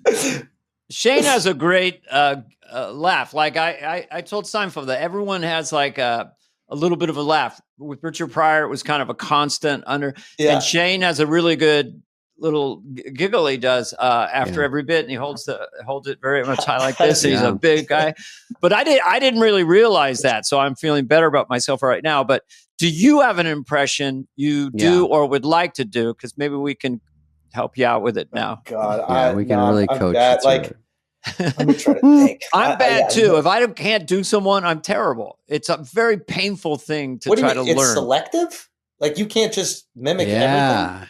At times, like it takes me a long time. It took me a long time to get Biden. I would say like a year and a half. You know, some are easy. I don't really have any methodology other than exposure. I have to hear something a lot or hang out with someone a lot. I'll do Friends and stuff, but that's all. I don't have any. I just start talking out loud to myself, and it's terrible. And then finally, if it comes to me, it comes to me. But I don't have any. I see an impression I can't do, and I'm incredibly entertained. You know what I've noticed is like sometimes I see people doing an impression of someone's impression. Yeah, for sure. Yes, that's the best way. Yeah. Yes, because like you've distilled the 4 things about the person that like he physically does. Get and those little hooks. Exactly. And then, so you did the work, and then I see people doing, that's just a version of Dana's. Right. They cracked the code. Dana cracked the code, and now you just. But you don't get any credit for it. You don't get any credit for it, which is kind of fucked up. The latest one I am doing, because it's kind of fun, is I've just extrapolated Jimmy Fallon into a thing that I like to, because I was hanging out with him at 8H when I was in New York. Let me see, Jimmy. And I did Johnny Carson getting pulled for drunk driving. I've said this a lot, but in 1972, and it's where he what he had to drink and where he was drinking at. Oh, sorry, officer, I didn't know I was swerving. I had 2 slippery monkeys at the hook and crook. Okay, so that's the setup. And then Jimmy Fallon is like, oh my God, sorry, officer. It's insane. It's insane. I can't believe it. I'm sorry, officer. So it's just this sound collage coming at me that was just pure distilled Jimmy Fallon. It was crazy. He doesn't have to say much. Yeah, sometimes it's just a sound. Like you could do this one. Christopher Walken sees an amazing magic trick. Just quick. Wow. Wow. There, Wow. Wow. Yeah. What was that? Yeah. Didn't know where the rabbit went. It's like a language, you know.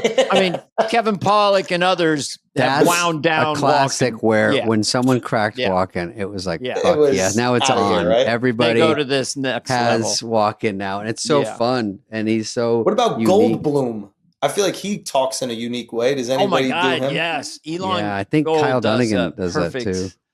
Yeah, version of him. Yeah, I don't. Elon Gold, Kyle Dunnigan. Yeah. Mm-hmm. Who's doing Elon Musk? Has anybody done Elon good? Because he kind of.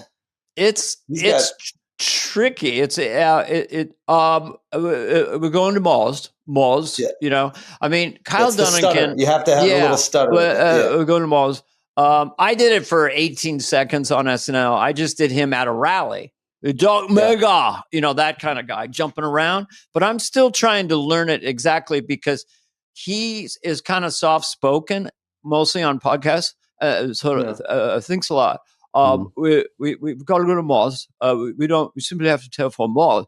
And he's thinking and the way he looks around. But I'm still coming on to that because there's 2 things. I mean, one is, you could do a perfect Biden the first month of his administration, but people wouldn't be assimilated to it. They need to kind of, you know. So we saw a lot of people saw Elon at the rallies first.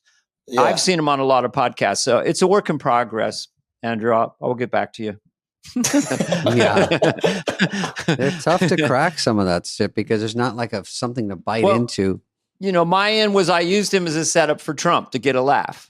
You know, I did it on Bill Maher. It's just, you know, he's like, Elon's there and Trump's there with the red tie. It's like, we're going to go to Mars. We're spending too much money. We can't sustain it, all that. And then they say, Mr. Trump, and Trump says, what he said. He's a smart cookie. He's a tough cookie. He's a cookie crumble. So I just used him to set up Trump. You know? That's it. That's it. It's word association with Trump. It's like every word's got to take you a little bit further away than the point that he's trying to make. Even he just thinks of it as he goes on. He just word association. He's a cookie, a smart cookie. He's a cookie monster. He's a Lorna Doone. You remember the Lorna Doones? Everybody loves the Lorna Doones. But Trump is. Everybody loves them. Everybody loves them, and but that's one way to use it as someone who does impressions. That is so funny. That is how he talks. Really, it's like every word reminds him. Everybody loves him. Love him. Gays. He throws in gays. Trump will never say so, you know, like anyone might run out a stream of thought. He never does. We're going to go with Lorna Doones. It's like Lorna weak Doones. to him if you stop a thought. So he just keeps going. Is weak. Yeah. And repeating a phrase 5 or 10 or 15 times. Lorna Doone, Lorna Doone. Everyone loves Lorna Doones. You see the Lorna Doones, you look at them and you got them and they're like them. People like the Lorna Doones. Take a bite. Yeah. And it works for him. It is. I want to ask you, because you interviewed him, because his dialect, it is so infectious. It's so infectious. He's a singularity. And he knows how to use it. Like, for example, when he does that little like rev up sound, like, we're gonna do it. Like that. Like he's like injecting energy. Yes. Maybe he's slowing down and he feels himself. He's got to. He's like, I'm getting tired. I gotta come back up. Yeah. But like the fries are wearing off. He called it the weave on the show, like what you guys are describing right now. He named it on your okay. And he was like, he's like, yeah, I call it the weave. It's like I'm in here, I go out there, I come back here, and then I come all the way back around to the point that I was trying to make. And he goes, people think that I'm stupid that I do that. You actually got to be really smart to go all the way back out here and then come Why would he say he's not dumb? It's so fun. It's surprisingly, it's a very smart maneuver. Yeah, I know. He is absolutely hilarious because you're just waiting for, okay, what is the point here? Where are we now? And then, he's like keying into like he said something without trying to be funny that I laughed at. Like he goes, after he got shot, he goes, yeah, and it fixed me up. He goes, these country doctors, I'll tell you, and I laughed because like, it's funny. He thinks that there's regular doctors and country doctors, like that the doctors in the country are like these like overall wearing like Little House on the Prairie. Yeah. So I laughed at it and he clocks me laughing. And I swear to God, he hits it in the next 3 sentences. He's like, yeah, these country doctors. Yeah. Country doctors. See if you'll nibble he's like, again. Workshopping. Yeah. He's like, he doesn't know what the funny part is. He goes, I went to the general store also. Yeah. So, because he got a laugh, he was kind of like wanting to understand what did I do right? Okay. I like when he goes, someone asks him a question, he goes, another dumb question from an idiot over here. And it's just like, who says that? It's always, that's why comedians love him. It's just so funny. You go, who would ever say that? You almost wish that he was just like, just make him like a royal figure so he doesn't have to be politicized. So that we can just laugh without there being any scrutiny because it's undeniably funny. Like it's just funny. Another dumb question from an idiot woman. This woman is a terrible person, not polite at all. You're not a smart cookie. You're not a smart cookie. I'll tell you that much. You know you're not. You're not a smart cookie. I can tell you. Look at this person. I know the guttural one is such a funny movie that I think is kind of new, but Cookie, that's Magic Johnson's wife. How'd she not get it? Cookie. It's just what he's doing. Like, should we all just talk like that all day? He casually goes, in Magic, having trouble with the blood work, but wife's Cookie, and they're like, what was that middle part? They got to take a lot of tests. They take them all the time, and Cookie comes out. He takes a lot of vitamins. He's back on his feet. They're working. There's a lot of that breathing thing too, but yeah, there's so many hooks and so many things to do with that guy. It's extraordinary. I have a special question too. Oh yeah, ask him more Trump. He's back on his feet. He's back on his feet. Yeah, and they're like, "Why was he laying down for a while?" No, he's back. Magic is fully back now, and they're like, "He's back now." He is. It's from 35 years ago. Yeah, I know. They worked out. They got it. He got very strong. They had to do a cocktail. They call it a cocktail of pills. It's a cocktail. Excuse me. They had to get the right cocktail, and they got the right cocktail of pills, and that's he's okay now. But anyway, you got a question, David?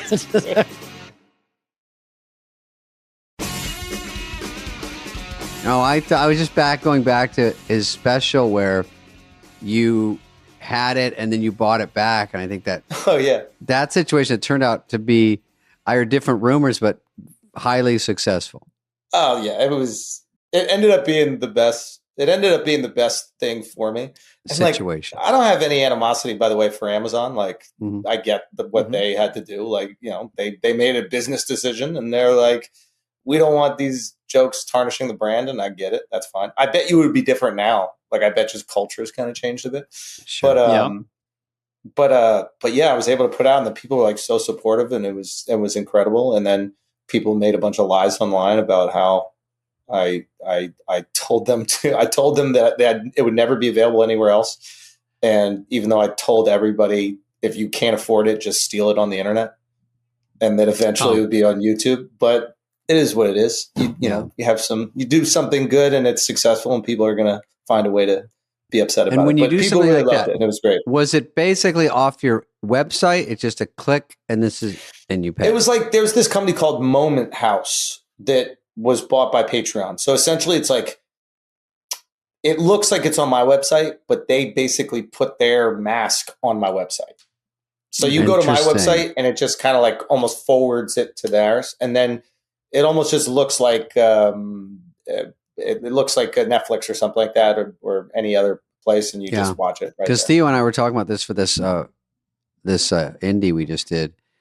And this is one of the things I brought up. I brought up your situation. I said, I mean, you guys I think you'd kill it with that, but I also think that there's an appetite. I think there's an appetite for you guys now. I think that there's going to be a lot of excitement about that. I think people would pay for it 100%, but I think streaming is the way to go. I don't think movie theater is the way to go just yet. It's a tough decision because I've done movies in movie heydays when it was like big weekends. You're up against this movie, you're up against this. Yeah. And now it's tougher. And when we were going over all the processes of what could be, because we sort of did it. Well, we did do it we just paid for it and said, absolutely no plan. Yeah. And it's kind of fun. And people think that's intriguing just because it's awesome. Someone's got to do it. It's like, okay, now what? And then just figure out what surfacing is the best situation. But, when you say theaters, I don't want any stink if something doesn't go perfectly right away because people back off. And I go, guys, I've been in movies that don't do well. It's fucking a dagger. And nowadays when it's all these superhero movies and, even if Snow White doesn't make $100 million the first weekend, they're pouncing on it. Obviously it's a budgetary discrepancy with ours, but it's just optics. Do you want to look like it's a hit? It's very hard to figure out all that stuff. You're 100% right because you see like the theater empty and the people take pictures and it's very easy for them to like pan the film based on that. But dude, getting people to leave their house is almost impossible now. Like that's the big trick. It's so easy not to leave your house. You don't have to leave your house. And also they don't even know if the movie's going to be good or not. Like at least with like a franchise like Batman, you're like, all right, I've seen a bunch of these movies. I'll get the babysitter. I'll take the risk. I'll go. Mm-hmm. But here's this movie where it's like, all right, well, I love all the people involved in it, but have I seen a movie where they're all in it together? I don't know. But if you put that on streaming, like for me, if that movie's on Netflix, there's no brainer the first week you're top 10. Yeah. No brainer. Because it's like the investment is so minimal. It's like if I'm a Spade fan, I'm watching. If I'm a Theo fan, I'm watching. I'm sure you guys have a bunch of other like cameos from people. Yeah. Like it's and then if it is good, the word will spread and you'll stay in the top 10 forever. But streaming. But what do you recommend that they do? Do you actually audition it for all the streamers? So Netflix and Amazon and Hulu, they're all you need fighting two offers. You need two offers. You don't have one offer unless you have like even with my Netflix deal, I had one offer and then that offer changed significantly when we got another offer. Sure. And I don't begrudge them for it, but like they're not in the business of paying you what you're worth. It's just what I mean? Yeah. Paying the minimum they can. Yeah. There's nothing like another suitor. It's the same thing with single people or something. But they want me too. If I'm Amazon right now, like if I'm Amazon right now, and I know that like Netflix. I mean, Theo did his last one on Netflix, right? So Netflix is like invested in building that guy up. Sure. I'm buying the movie just off the strength of just taking. I mean, brand war right there.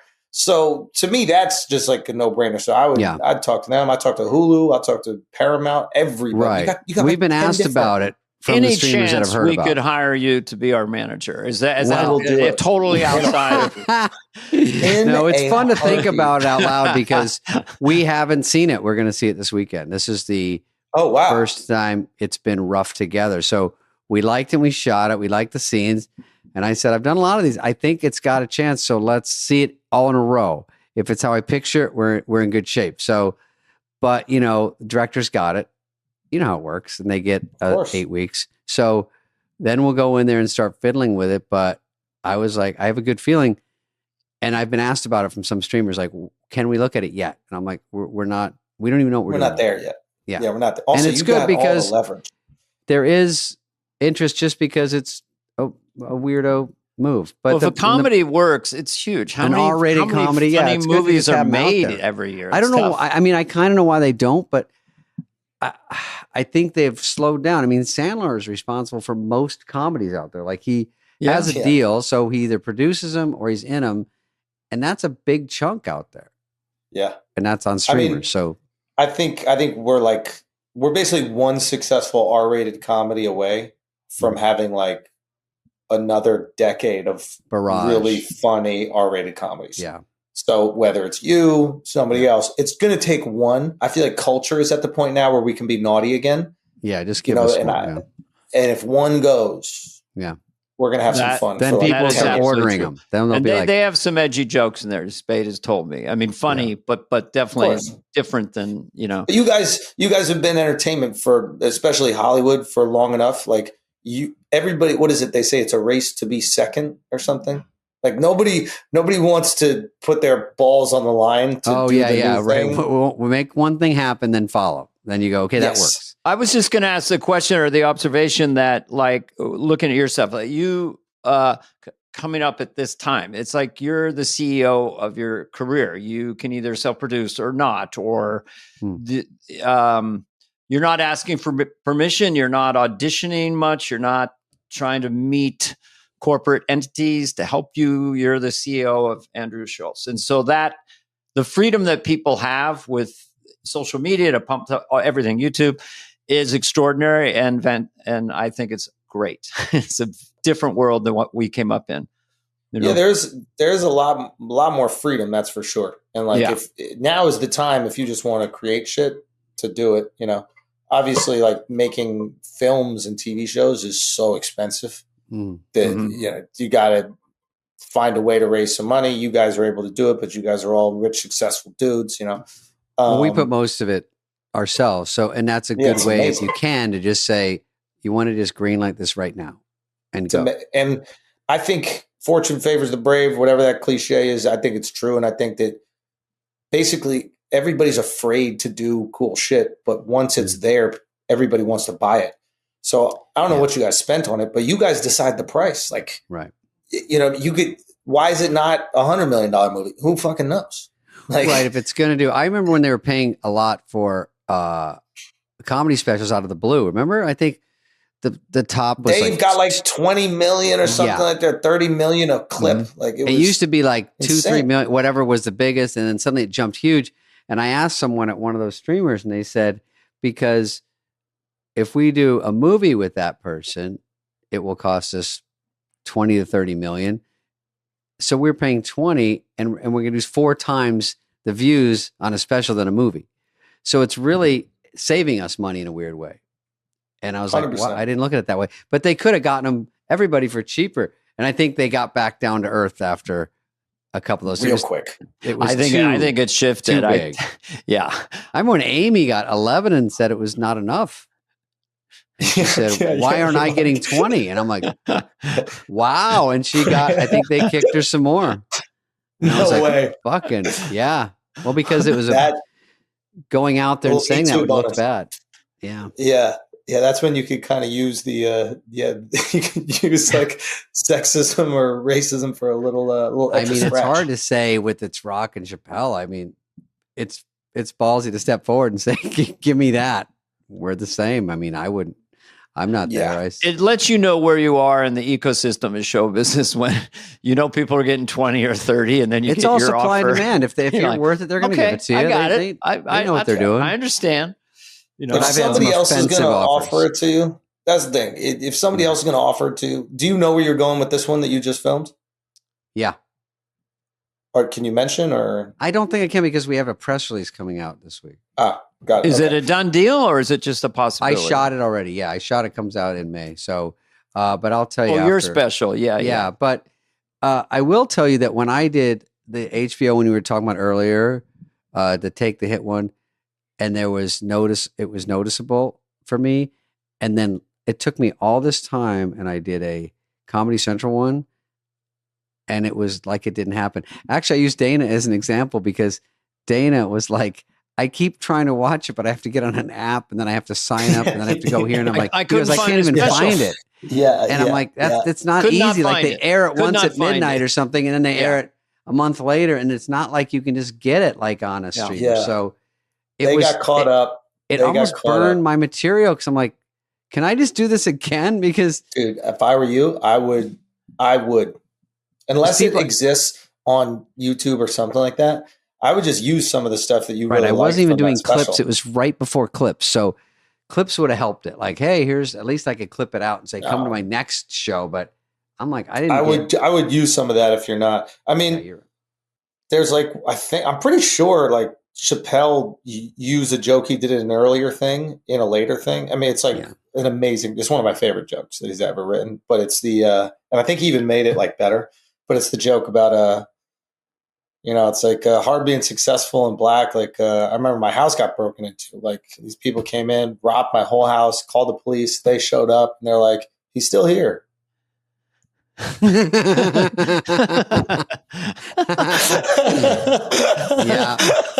It's fucking genius. By the way, how about you do a joke that's a little undercooked in a special, and then you still do it for a while on the road before it comes out, and I'm like, sometimes I still do them because I go, this thing is 6 minutes long now. It's so much better. I agree. And people go, oh, I think you did that. I go, I actually didn't. I did 30 seconds of preview. That. Yeah, you got some now it's very early version.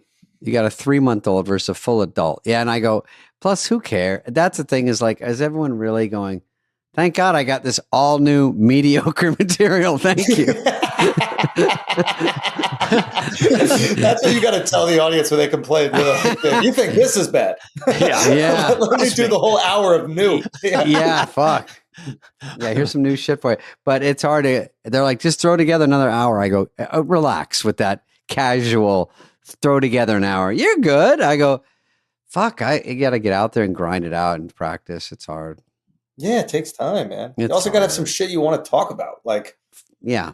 I take time off. Like after I felt like I haven't gone on stage since I recorded. I went one time or something like that. And that's been months. I probably won't go on for a little bit. I'll like live a little, experience shit, see what I want to talk about. Do people yell out stuff to you in your act? Like if they go, Diddy, what do you think of Diddy? And you have to go, do you have to have something? Yet. I'm not there. Oh, wait a minute. Actually, they will do a topical thing. Yeah. But that's also like that would only happen if I'm like just kind of meandering or not.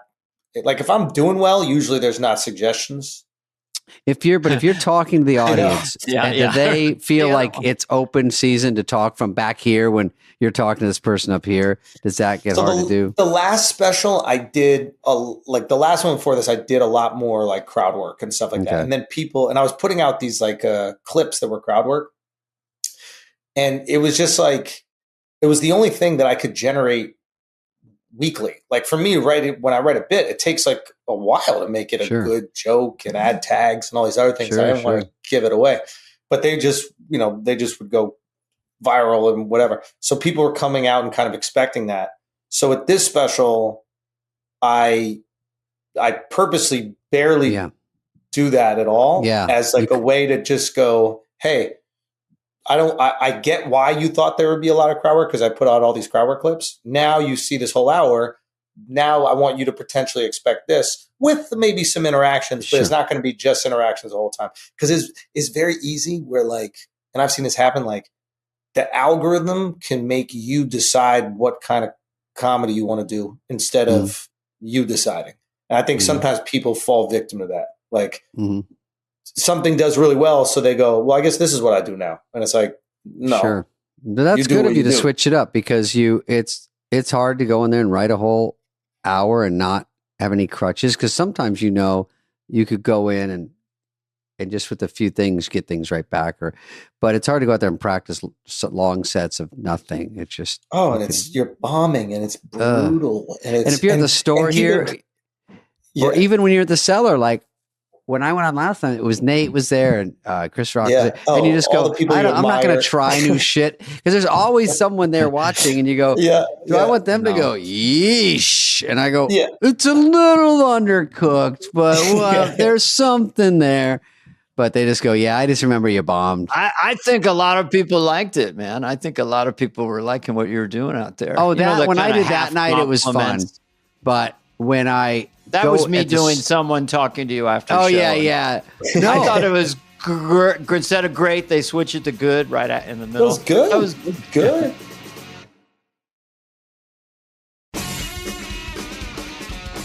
When I followed Dana and I just did a gig together, and when he come off after Annihilating, I have to follow this fucking asshole, and they're like killing, and then he comes off all excited, and I go, hey, fuck that crowd. And he goes, huh? I go, look at it. It's not your crowd. Those jokes are funny, man. Don't second guess yourself. Why are they fucking standing? Just That's walk what I around in told you. circles in the green room. Yeah. I'm trying to fuck with his head right before I get out there. Yeah, not all crowds are going to be smart. You know, just like, They don't get you. Yeah. Yeah, it's great. When did you have that turn where you're like, God damn, I'm getting really, really good at stand up? I think it's was it gradual or was it? I think you feel good, and then you go up after Greer Barnes, and you're like, "Am I good?" You know, like there's just you see people do it that are just incredible. You're like, "Am I?" Or like even when I was editing the special, like watching your own comedy a 1,000 times, It's sickening. You're like, yeah, you're like, what, is any of this funny? Like, it's actually kind of nice because then when it comes out and people go, "Wow, this was so funny," you're like, "Oh, really?" Like, phew. Yeah. Editing is horrible. Editing, watching yourself do stand up, gross. the worst thing in the world. Should we push in? I go, push out the door and burn this fucking thing. Push in. Come closer. God damn, what? That's for a horror movie. That's not a comedy. That's for fucking Saw 3. It's the cowboy shot, you know. Yeah, it's keep it loosey-goosey. That's how I edit. That's how I edit comedy, though. By the way, like a horror movie. What do you do? Go push in for drama and stuff. It's like tension release. Not as exaggerated, but like the same idea of like I don't like. For example, like some people, the director on mine, like for the first take, he was doing like a line cut. I think it's called like where they cut it. Yeah, kind of live. Yeah, like. Buddy, there's no way you don't have my set memorized. There's no way you could guess the right angle to go to. You don't know which way my head turn. Like, why are you wasting your time with this? Like, it makes no sense. What was that we said? It's like catching a fart with chopsticks. Like comedy, I don't know where my head's going to go. So it's like what we do is make sure all the cameras are filming it, and then we get in the edit, and then we make sure that I'm not jumping out in the middle of a setup. Yeah. That's right. Distracting. They can kill jokes. Go on your back all of a sudden. You're like, whoa. What are we doing? Have you seen that? You're watching somebody's special and it's like in the middle of a punchline, they cut to the back of their head. Yeah. Or like the start of the setup is on their back. And you're like, why would I? Has anybody ever told you a story and turned around first? And you pay more attention? You know what it is for me? Is sometimes you're watching it like someone is watching it sitting in a magic chair and they're watching the special and all of a sudden they're flying way back up in the auditorium and then right in close and then in the back of the head and like they get tired of just watching the stand up and so the amount of cuts you're like, fuck, I'm exhausted. So it's like build things. Also, like I don't ever do a crane. Like nothing has ever been funnier because the shot went like that. Yeah. Zoom by like, your joke. Drive-by joke. They're telling me, they're like, the crane is $25,000. I'm like, what? It's like, what for what? Just to show that we did a big production. Yeah, they like to show it's a big house. Because I said in mine, could I do a smaller place? They're like, they like to show that they paid for you and it's a big theater. And I'm like, I think people would believe that I also do theaters, but it's fun to get into a smaller room. So I think down the line, I will switch it up. How big was the room for Life? You know, we did 3,000, but that was bigger than I would want to do. We were going to do this other venue, and then they canceled my tapings after Trump was on the pod, which they say is unrelated, and I believe them 100%. But so we moved from that venue to the Beacon, and I would usually. I like the venue to be under 2,000 seats for a taping. Sure. I think between 1,000 and 2,000 is the money spot because you can you can see every person in the room. Yeah. You're with them. I don't think an arena is right for it. I think it's a flex, but I don't think it represents. I don't think it's a good representation of like how connected you are. Also, like the amount of time you have to wait in between laughs in an arena is a lot different than the person at home laughing. So now at home, they're going, ha, ha, ha. But on stage, you're still waiting for the arena. So now they're like these disconnected. Shane ones, I'm like, how do you, it's so different to go out when it's all the lights for the tunnels are out there for like at the basketball game. And there's so many things going on. By the way, if they want me to do an arena, I will do it, and I'll film something In a there heartbeat. immediately as That's a flex. incredible. Even if I bomb or just do 10 minutes. But I think mine is about 1,700. It was about that pocket of a place I played I liked.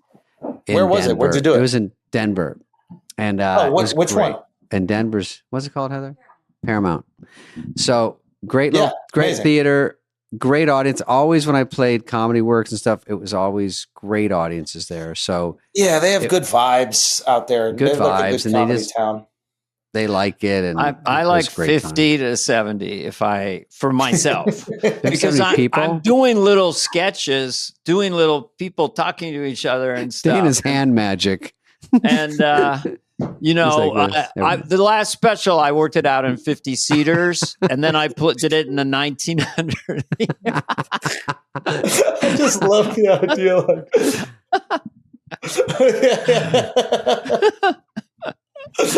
Anyone use dental floss? But I like the smaller. That's all I'm saying. But I think it's better for the audience. I think the people watching at home enjoy it more personally.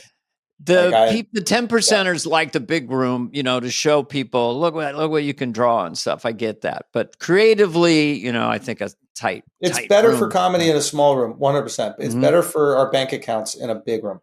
And oftentimes we will let our bank accounts win that war. Dictate. Actually, that's a question I had for you.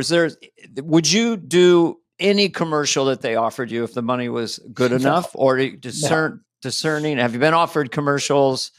No, I don't get offered really commercials, but there's certain things I don't know if I could. I don't know if I want to do it. I don't have a moral objection. I got gambling advertising on the pod. I got a boner pill. I'll do all that kind of shit. Yeah, but listen, boners don't go out of style. You're fine there. Yeah, but I'm trying to think. I don't think I could do a herpes medication commercial. Maybe an American Express pulling our commercial, offer. But not bio. Yeah, we were going to do a collab with you on that, but it's okay. That'd be great. Imagine. All right. Anything else for this young man, Dana? Just Life on Netflix now. Hello there, everybody. This is Dana solo. It's a little scary. My partner in crime, David Spade, is flying right now. He's flying to Singapore today to do a corporate date. No, I made that up. But anyway, I'll give you a little taste of him if you miss him. Blue. Everybody's like, wah, wah, wah, wah, wah. Anyway, that's my David Spade. Our guest today, when David is on the interview, was really a blast. We put him in one of our favorites, Ike Barinholtz, who was on Mad TV for 7 years, I think, did all these characters. He's got a big resume, The Mindy Project, and currently Running Point on Netflix with Kate Hudson, Chet Hanks, that's pretty cool, Justin Theroux. So we go through all those shows. We go through his career. He has a Nepo dad. You'll find out about that. And he is sort of a brainiac. He's won Celebrity Jeopardy and Who Wants to Be a Millionaire and raised literally millions for charity. So very fun, a hard laugher, came to play. So I think this one will cheer you up for sure. Ike Barinholtz, everybody.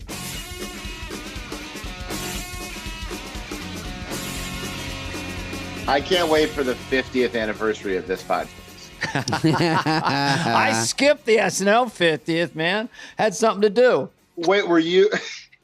I was wondering. You must have had the flu or something. Yeah, I had the flu that was lingering, so I was kind of by the day of the show, I felt great, but I was 3,000 miles away. Yeah. But yeah, when I had to make the call, I was like, I don't have the oomph, and Yeah, no. If he doesn't have the oomph, we don't want him. Marcy, look up oomph. No, it's a Scandinavian word for laissez-faire, I believe. For laissez-faire. Did you audition for SNL? We don't have any outline, but you have a lot to talk about. So I did not audition for SNL when in 1998. I remember people from NBC came to Improv Olympic to watch. To scout. And I remember that. Oh my God. And it was the worst too, because the owner, God bless her, Sharna, she like invited like 50 of us to go on stage at once. So like everyone was like, you're pushing people aside to like Subway do a scene. character. Yeah. Trying to my upstage. God. How sickening. Yeah, it was just reprehensible. But so then I moved to Amsterdam for a couple of years, and then when I came back, I was like, I want to do SNL. But before SNL, I even auditioned. I got cast on Mad TV, and so I was kind of there. Basically the same thing. So you're on doing sketches, and you stayed there a long time, though, right? Are you one of the longest? I was there. No. There's different versions online, by the way. The last one I got before this was 2002 to 2007. That's right. That is accurate. There was others 2009 to 2000. I mean, there's. I mean, it's a very important information, so it's natural. There's going to be discrepancies online about it. Mine says 1886 to. It's got to be wrong. Oh man, I did an amazing impression of Rutherford B. Hayes that really got me cast on it. That guy gets literally no press. I do him too, by the way. I've done him. Just you did Rutherford Hayes. Give me a second. Not now. I mean the Rothschilds. Ruther P. Hayes. Ruther P. President of this here United States. I don't say it's accurate, but you can't fight it. It's the stab. I'm Rutherford. So were you like, did that disappoint you at all that you weren't on SNL, or you were just glad to be on a sketch show every week and paid? My dream was to always be on SNL. We grew up in a very SNL heavy home. Like some of my earliest memories are watching like Eddie Murphy, the 83 year with like Billy Crystal and stuff. Yeah. We were obsessed with it in our house. And when you're in the comedy scene, especially the improv scene in Chicago in the 90s, that's your goal. But listen, man, I was bussing tables at Morton's on La Cienega, and I know the restaurant. I've been there so many times. It's no longer there, sadly. Busboy.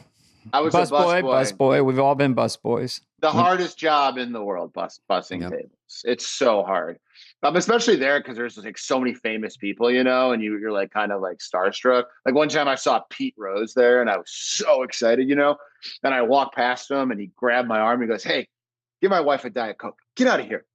And I was like, "Oh, okay. Get out of here that fast?" Jesus. And you said, hey, Pete, I just won $20. I promise that guy you would say, "Get my wife a Diet Coke." I bet you can't finish that ribeye, Charlie. Oh, boy.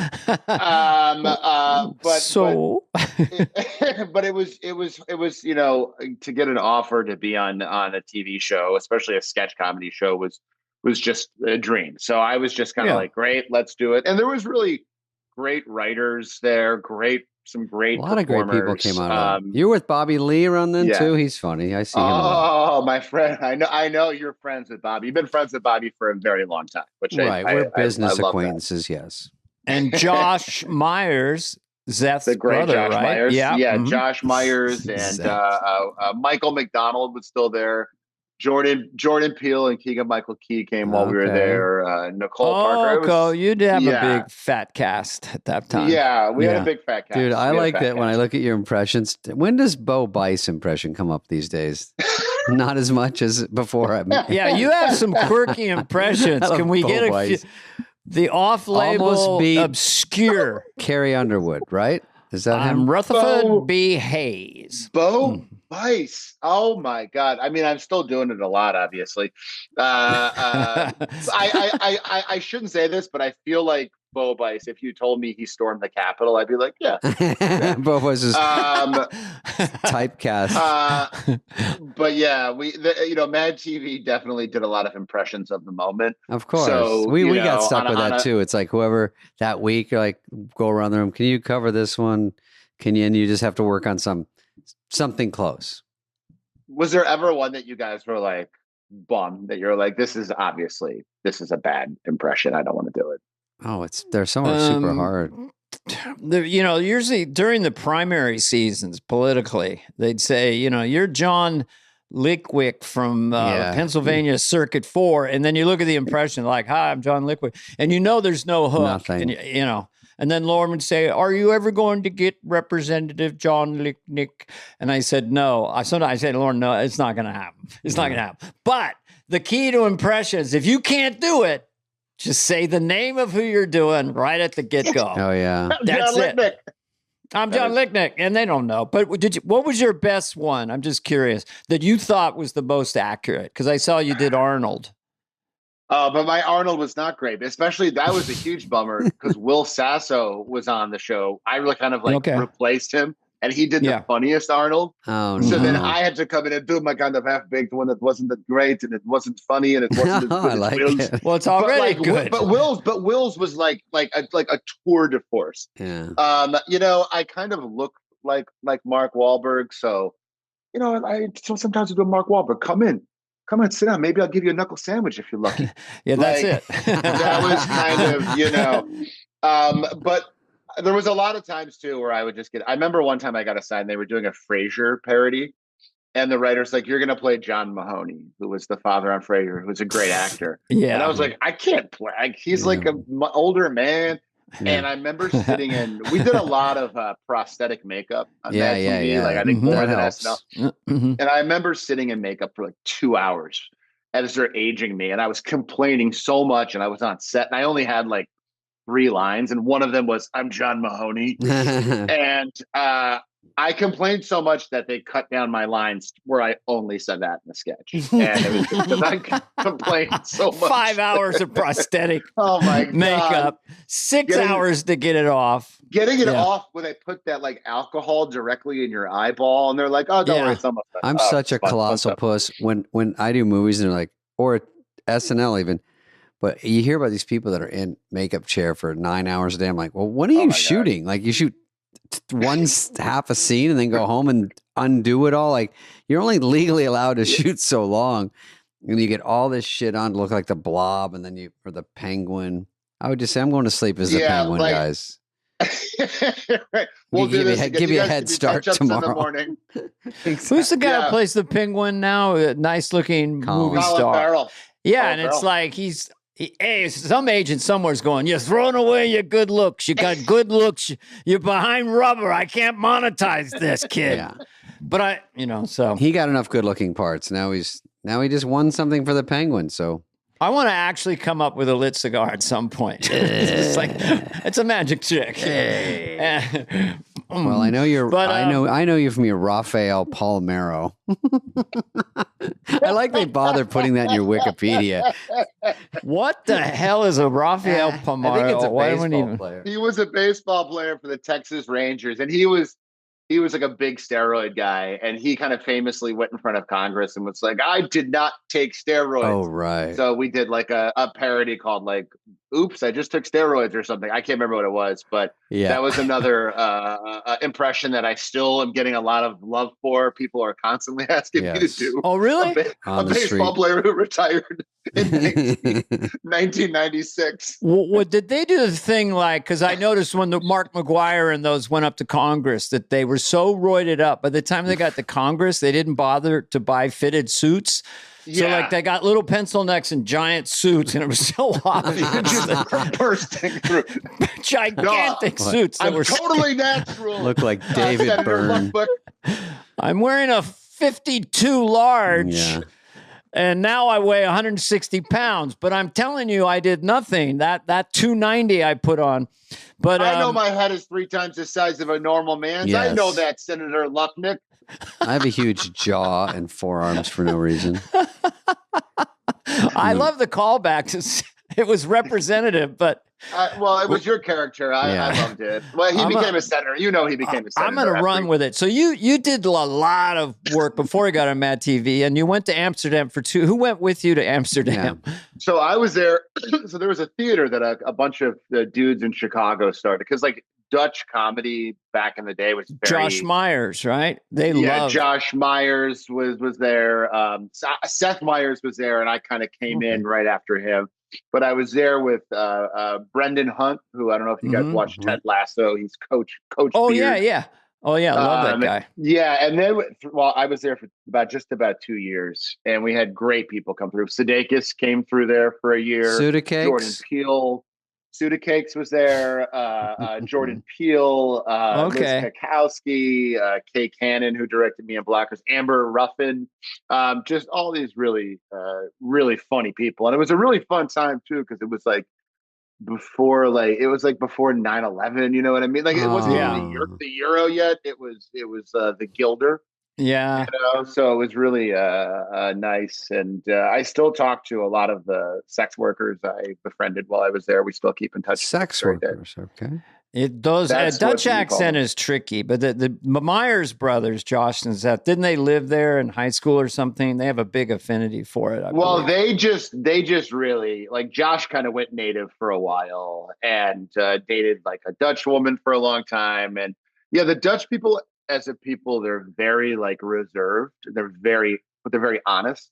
Like they would come up to you after the show and be like, I did not think you were the funniest one. I thought your black friend was funnier.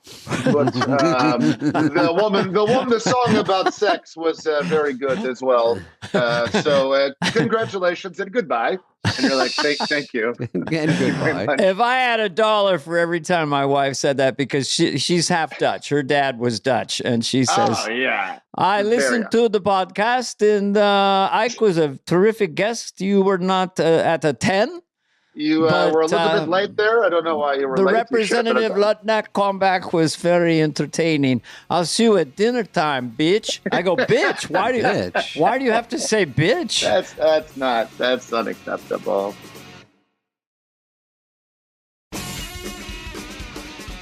So when did you start feeling like just either as a kid or high school, like, I think I should do this. I'm good at this. Because on your Wikipedia page, it said, considered to be a lawyer or a politician. Okay. Yeah, growing up. Okay. Yeah, growing up in Chicago. I mean, my goal was Representative Lutnick when I was a child. But as I got older, I went to college and I knew I didn't want to be in politics. I was a terrible student in college. Mm. And I kind of eventually got kicked out of college because I stopped going to class, and I was drawn to acting, and I was drawn to comedy, but I didn't know where to start. And my dad took us to see the Improv Olympics. I think like their 15-year anniversary or their 10-year anniversary, and I saw improv for the first time, and I saw Adam McKay, and I saw Amy Poehler, and specifically the person who made me laugh so hard that I was like, I need to do this was Tim Meadows. Great. Like he is to me like one of just the funniest people in the world, and absolutely. And watching him on stage just kind of enter a scene and make a random joke and got such a big laugh. I was like, oh, I'm signing up for improv classes. I got to do this. So I was like 18 at the time, and I really kind of jumped all in. It was so much fun. And you're 18 at that point, and how old were you when you got Mad TV? Was that kind of your biggest break, and then you went from there? That was my first break. Yeah, I got Mad TV. I was probably 25-ish. Yeah, okay. Wow. And it was great. I was making that late night money, which when you're broke, you're like, any money. I'm basically Steve Jobs. And then as you learn, you're like, oh, late night money is terrible. It's not in the grand scheme of showbiz, acting. It's not. But you're on a job. You worked with Del Close. That was Farley's guy. He used to talk about a lot. Yeah, man. I hung out with Farley a couple times. Oh, good. I gotta meet him a couple times. And he was like my idol, like I loved him so much. And I remember one time he came, I was a busboy at Second City. And I remember he would come in once in a while, and he was always so nice. I'm gonna finish that bread. He was Midwest nice. Wisconsin nice. Wisconsin nice. And one night he came up to me and was like, hey, where Johnny is, his brother Johnny. Yeah. And I was like, oh yeah, he's at this party on Lincoln. And he's like, you want to go? Can you take me there? And I'll never forget. Like I turned to my really. So he says that. Go ahead. Finish this story. So I turned to my friend, my buddy Brian from high school. It's like, hey, I quit. Can you take me and Chris Farley to this party? And he was like, what? And we went there, and I remember we parked, and we're walking right under the L tracks, train tracks. And Chris is like, I gotta pee. And I was like, I got to pee too. And we started peeing. And I remember he turns to me, he goes, "You want to play swords?" You know, like sword fight. Streams. And I was like, yeah. And I kind of turn and we're kind of, you know, mixing our urine. Right. And he just kind of turns and just sees kind of on my foot. He goes, "I cut your foot off." So what? I remember laughing so hard I couldn't metabolize what was happening. David, you knew Chris well. Did you ever sword fight with him? Story Did checks you guys out. sword fight? But yes, that sounds like classic buffoonery. I think I'm not just saying this because I'm on this podcast right now. I think this weekend we're going to show. I have 3 daughters from 6 to 12, and I think we're going to show them Tommy Boy this weekend. It's a 30th anniversary. I heard. Oof. Maybe 20th. That's a bummer when you. I heard it's the 15th. Actually, it just came out. I would never say anything higher than 15. That sounds sickening. I don't know. I can't believe I've been around 30 years to do anything. Like, oh, gross. You look really good though, man. Like you're really hanging on. Like it's a lot of people like they get smashed by the wall, but you're looking good. Unbelievable. Look at this. Thank you, buddy. Look at this. You're shit. welcome. I got my Man. new sweater on. I'm trying to zhuzh it up for you. Yeah, it's good. It's the beard. It's very good. It's working. Oh yeah. Tommy Boy is pretty much surefire, I think, for your kids. I hope, yeah. It is. I'll probably just hit a quick fast forward on the scene where you're. Oh, that's right. You know, sometimes they take that out of when it's on TV and stuff, and I never knew that. And I'm like, oh, there's a couple of things they just pull out of movies where you're like, oh, yeah. So some people never see that part. Yeah, if you're watching it on TBS, that's not in there. But we're going to go ahead and pay the Apple TV purchase it. You'll probably be getting a little check in the mail. You're welcome. Oh, yeah. It's not a competition, but if something doesn't work out or it doesn't quite fly, you pop in Wayne's World 1 or 2, but it's not a competition. No. I'm just saying, I love Tommy Boy. I think it's a classic. But if it doesn't work out, you're like, what do we do? Well, let's not surf the web or go on Instagram. Let's put in. I have been pitched Tommy Boy 2, and I'm telling you, I always go, you have heard the news about Farley, and they're like, yeah, but it would still, and I'm like, it would still be Can't what? do it without Chris. It would still be what?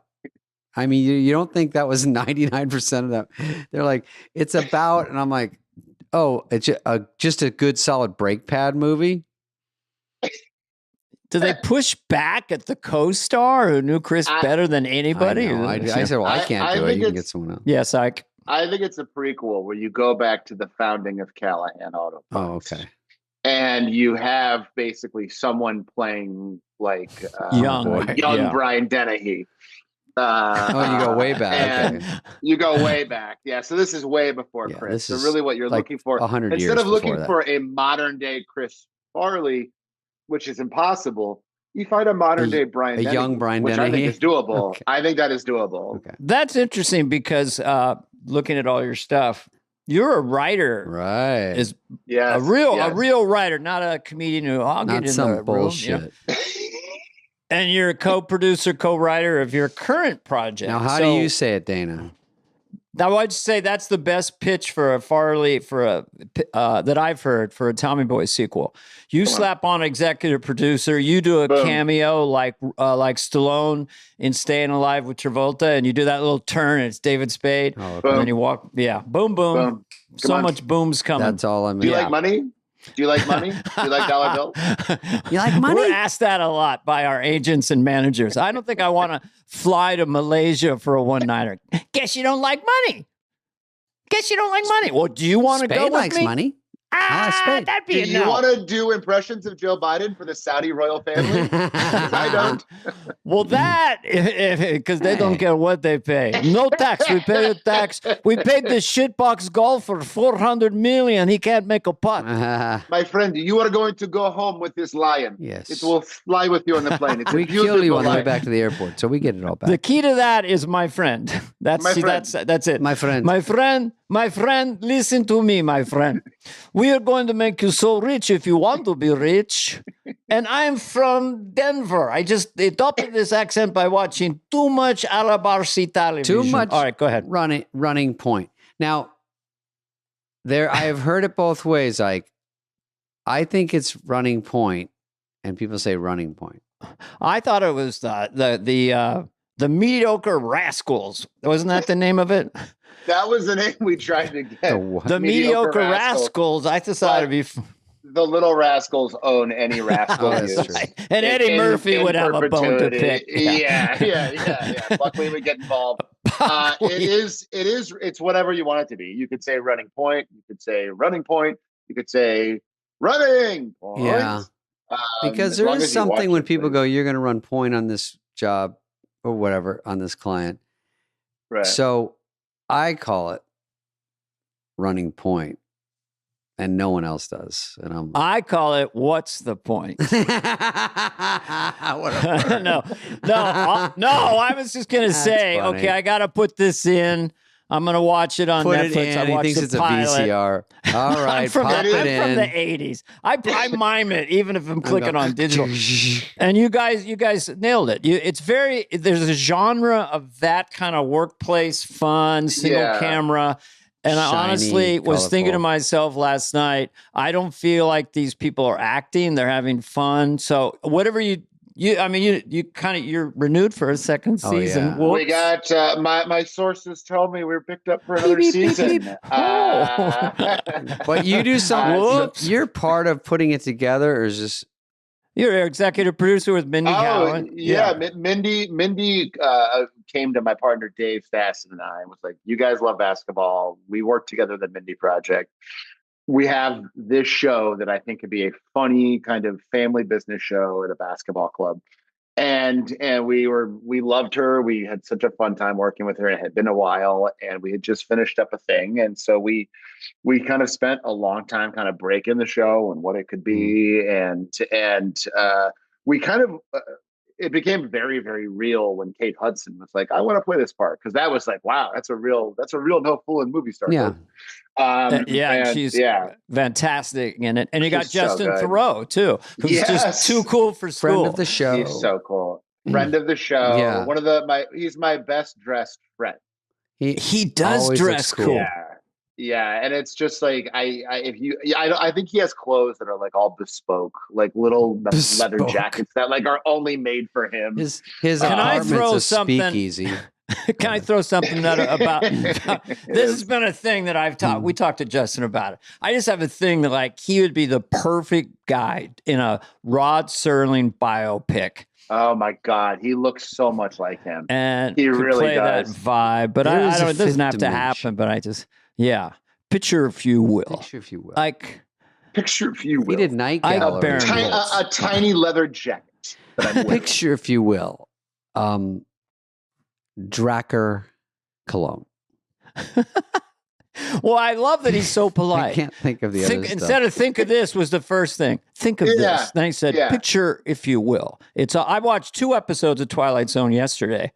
Which one? Wally Cox with the first AI woman that falls in love with him. Wally Cox from an old TV show. What? Hollywood Squares. Marlon Brando's best friend, by the way. They would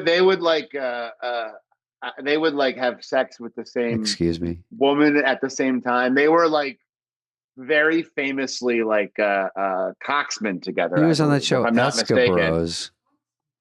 You know, Wally Cox was on Coxman. Wally Cox was on. What did you say? Because I want to laugh. Esca Bros. Eskimo Brothers. But Wally Cox was the bottom left square when I was a kid on Hollywood Squares. And I had no idea he was an Escabro with all these famous people.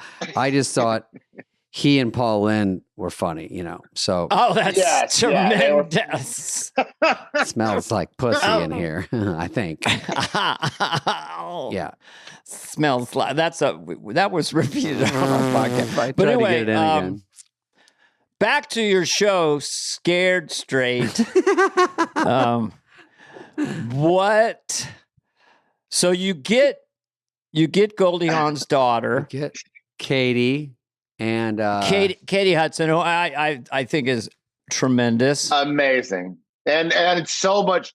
Like so fun, like stories about like her stories are so crazy, you know, like, oh yeah, you know, it's my birthday and it was crazy. Like Paul McCartney, was there. And at one point he looked over to Barack Obama and told him this. Jesus. And I like when people tell you those stories, I'm like, what do I have? Yeah, I'm like, oh, really? You're like, this was all at Pizza Hut? One time Bobby Lee and I went to Las Vegas together. Like, that's your story. What are my And we couldn't find his pubes. Wow. So he couldn't go on that night. I've seen Bobby Lee naked more often than I've seen my own wife naked. So I've seen him naked 3 times. Plot thickening. Bobby is hilarious. He is one of the all-time funniest. He's got a very funny thing about him. He's got a great burn. He acts real serious and just looks over. Stares. I like when he stops. And he does the death stare. In his podcast. And he's loaded up with something. Every other comment is racist, and he just stares at them. And he doesn't say anything. Yes, I'm going to leave. No, I think I'm going to take off. Yeah. That's funny. By the way, Dana, on a side note, you don't have to listen. Like when I was golfing with Lovitz the other day, I burned him because we were on the green and he was blabbing away, and I was walking the other side of the green. I go, "Oh, you're cutting out." And I've never used it in real life before, but it was good with Lovitz because he goes, "I take offense to that, and I'm sorry about your attitude." And then, but it was funny to say he's cutting out in real life. Laughed at my own joke, then laughed at his. All right, go ahead. Back to this guy. Some people say you're cutting out on me. You're cutting out on me. I have a brother who says that to me. You're cutting out on me. Well, I'm not doing it intentionally, bitch. Oh, yeah, they're mad at you. Affectionate. Hey, you're cutting out. You're cutting out on me. It's not, what? So the show's a smash. Show is picked up, which is I thought sign. You're in it a little bit, or where are you as an actor? No, I'm not in it. I just kind of wrote it and was there while we were shooting it. My dad is in it. My dad is an actor. He plays the family attorney in it. I saw him. So Who maybe you saw played him. The attorney on jury duty. Yeah, the judge. He played the judge on jury duty. So and he always wanted to be in show business. You get in show business. Now he's in show business. I got a Nepo dad. And he has a good spot. That's cool. A reverse. I've never heard of that. A Nepo, because a Nepo, I understand people get mad at Nepo babies. I don't, by the way. I think they're good a lot of the time. They're fine. But Nepo unnecessary dads, evil. Everyone can get, everyone can get behind a Nepo dad. Yeah, let them have fun. Um, Yeah, what are you going to, and by the way, who I think has a shit ton of charisma is Chet Hanks. Oh my God. That's someone else. Someone says to me, it's like, I can't believe Chet Hanks is such a good actor. I'm like, his dad is Tom Hanks. That's top 10 of all time. The apple ain't going to fall that far from the tree. If he's half as good, he's going to get a couple Oscars. Come on. Like, Exactly. Even if he only got 3 Oscars, that would be good. Yeah. I only have 2. Best original score for the Brutalist. Did you do that peppy tune? I did it. That was, I did all of my little Casio keyboard. I saw Ignora last night because I had not seen it. Again with Ignora. I loved Ignora. What was the real name of it? What's it called? Nora. Nora. Okay. Yeah, Pardon me. No disrespect. But I saw is some disrespect, by the way. No, I only saw Dune 2 and Conclave of the nominees. How many have you seen? Both of them. I loved Conclave. I loved Dune 2. I loved Nora, and I loved The Brutalist, and I think that's all I saw. Will you watch The Brutalist again? Never. Never. It's very long. It's a feel-bad movie this summer.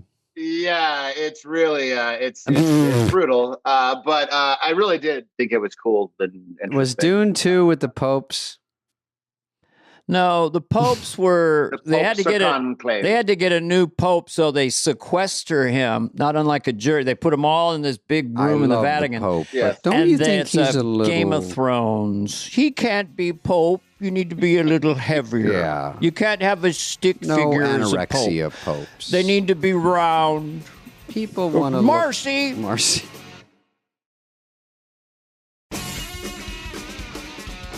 Can I ask you a question, Ike? Because you are our guest. One time the guest just clicked out. Yeah. I've had enough. you're kind of a movie fan because, well, one thing is you must be. I don't know if your IQ's been tested, but I saw it. I mean, come on, you've won twice. Look at this shit. With Jeopardy, $1 million, Celebrity Heather, Jeopardy, he won Jeopardy twice. Celebrity Wheel of Fortune, or no? Wait, Celebrity Who Wants to Be a Millionaire? Be a millionaire, another million. Played with your dad, yes, and then you win this one of them by referring to a obscure quote in Eyes Wide Shut, or a reference in Eyes Wide Shut. Stanley Kubrick. Yes. Tell that story. So I went on Celebrity Jeopardy. I won it. I got the trophy right there. Did you go against Mindy? No, I went against who did I play? I played Jalen Rose. I played Constance Wu. I played Simu Liu. I played Shang-Chi. Wait a second. It sounds like it's all stacked over here. Yeah. Go ahead. I played, hold on, someone else. These are the people you smoked? Then in the finals for Celebrity Jeopardy, I went up against Patton, who's a real smarty pants. Patton Oswalt. Patton Oswalt. Yeah. He's a definite pop culture. History. He loves that. And then also Will Wheaton, who you might remember from Stand By Me, Star Trek. Yeah. He still gets Stand By Me. He still gets Stand By Me. Next gen. Okay. I won that. So then I went back. They invited me on the Tournament of Champions, which I thought was just going to be like not to do with celebrities. You're going up no against celebrities. Just threw you into that? Real. First time that happened. First time that happened, and it was like a fait accompli that I wasn't going to win, so I was just going to have fun and let these kind of sweet nerds destroy me. And I just kind of by a fluke won the quarterfinal. And the final question was the final Jeopardy category was Roman poets. And I was like, oh shit, I could nail I that. only know like one or two. And then I read like this, what the quote was. And I just, in my mind, I was kind of weighing them. And I thought of Eyes Wide Shut, because you remember the scene in Eyes Wide Shut where Nicole, they're at the party. They're at Sidney Pollack's party. Yeah. And Nicole came in, that like really creepy European guy is like, hello, how are you doing? Have you ever read Ovid on the Art of Love? And I was like, oh, Ovid. Maybe it's Ovid. And so I credit Stanley Kubrick. Oh my God. How many times had you seen that movie? Oh, I watch it with the family. We watch it once a week. With the kids? Every Saturday with the kids, we watch it. We want them to understand that there is a Illuminati out there who are having secret sex parties. Do you have other Kubrick movies that you like? The moon landing. The moon landing. Moon landing, the JFK. He supposedly filmed it, Dana. That was Oliver Stone. Oh, he filmed the moon. I see. Yeah, okay. You got it. I have been in a bit of a Barry Lyndon phase. Really, I don't know the last time you've seen it was. I have not. I remember seeing it when I was young and I was like, it's so long. But now when you watch it, it's hilarious, first of all. And it's so beautiful. And Ryan O'Neal really was a really great actor. He was really I had good. the same thing. The standard was so high in the 70s with Kubrick and other movies that I saw it, didn't get it, saw it in the theater. I watched it a year ago by myself, just said, fuck it. I'm going to go revisit it. And the prologue, what was the afterwards? They said, such was life in 16th century France or whatever, and they're all gone now. And then I got the whole thing, and the physical comedy of that dance sequence he did. Oh my God! Which he just stepped right up to the tippy toe of winking at us. Yeah. But that's a brilliant film. Atmospherically, you are completely submerged. Oh my God! Into it, and the cinematography is, So anyway, and David, it's also very sexy. And do you guys mind if we watch a couple hours of it real quick? We always talk about movies at some point, and I always say, if you can only watch one movie tonight, you had to watch a movie tonight by yourself, Ike. What pops into your head? God, this is different than my favorite movie, right? Like, but what would you watch tonight? Tonight, if I was going to watch something, you have 5 seconds. I would watch Idiocracy. Oh, okay. Wow. Workplace comedy with Mike Judge, Workplace the comedy, director. Mike Judge. I was just watching a little of it on a flight last week, and not drawing any parallels to the president, of course, but it is such a funny movie, and every time I watch it, it gets funnier and funnier. A lot of people I would watch the Bridge of the Bridget Remagen World War II movie from the 70s. Excuse That's me? what I would watch. What's it called? What's it called? The Bridget Remagen. No, I'm kidding. You don't have to watch that. But I want to do it.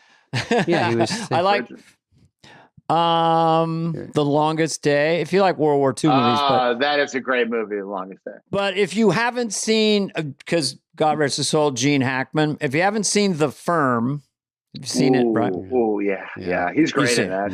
And that whole movie is fantastic. That movie is really great. Like for like a legal thriller, that's a great movie. And he's unbelievable. Is Denzel in that?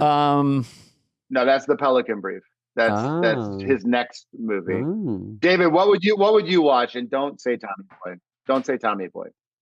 Don't plug the 30th anniversary. Don't say Opportunity Knocks. Josie and the Pussycats. All the classics. No, I don't. Dave's not a movie When I guy. get on a movie, when I get on a flight, I have to have a TV in the back of that chair. And it just kills time. It's so great. So when I'm on a flight, they have new releases. They have old ones. I always buzz through. I can't tell you the last one I saw, but I will say I don't think they can call Fern Gully a new release on Delta. Just shouting out legally, I don't think they can. And I will watch almost anything on a plane because you're stuck. So, God, what did I watch last time? Maybe that Tom Cruise, Emily Blunt. Oh, Edge of Tomorrow. Edge of Tomorrow. Oh, yeah. That's a cool one. I like that movie. I like science fiction. Hey, you got another thumbs up. Hey, Dana, can I tell you something about Opportunity Knocks? I saw that movie opening night. Love it. And a kid I went to school with, elementary school, was one of the karate kids who beats you up because you shot that movie. Yeah, Josh Livingston. I don't know if you remember him. In Chicago. In Chicago, yeah. So I saw that movie opening weekend, baby. I did the best I could. It was a bit of a tussle with creative forces, but this goes full circle of this podcast. So I'm doing the movie in Chicago, and so there's these two dudes playing dude number one, dude number two. Maybe they have a line. They look like they're in their 40s or early 50s, and I'm just talking to them at lunch and whatever, and I didn't know one of them was the infamous improv guy you mentioned earlier, the godfather of improv. So Del Close, he's moonlighting, getting a check on this silly romantic comedy. And I didn't know till later I was talking to Del Close. He didn't never kind of go, well, you know what? I kind of started improv in Chicago. No, he was very cool. And that checks out because he was always like broke. So he would, whenever they were shooting a movie in town, he would get up, he's the directors would call him. He's teaching, and he was also like, a heroin addict for a long time. He wasn't like he didn't have his shit together, so to speak. Right. But he was a really fascinating guy, and I learned a lot from him. And for a guy who I think touched so many people, he wasn't a name dropper around us. He never was like, oh, one time Bill Murray told me. Yeah. He was just like very like he was a very cool. interesting guy. Yeah, cool Mike guy. Myers always would refer to Del Close. So Mike was big on him. Yeah. I have Mike Myers, who by the way is an enemy of the state right now because he's Canadian. So you guys should reach out to him because they're coming after him. Yeah. Well, I did Elon Musk for 28 seconds on that show and got a little chatter from him. So now Mike's doing this sort of Monty Python-esque avant-garde version. It's really, really funny. He's running, he's turning, he turns himself off. He's like, but yeah, we'll have him on tomorrow to discuss his. And if you guys could shelter him, that would be nice because he's going to need help. We will remember shelter in place during the pandemic. Shelter in place. Do you remember the pandemic?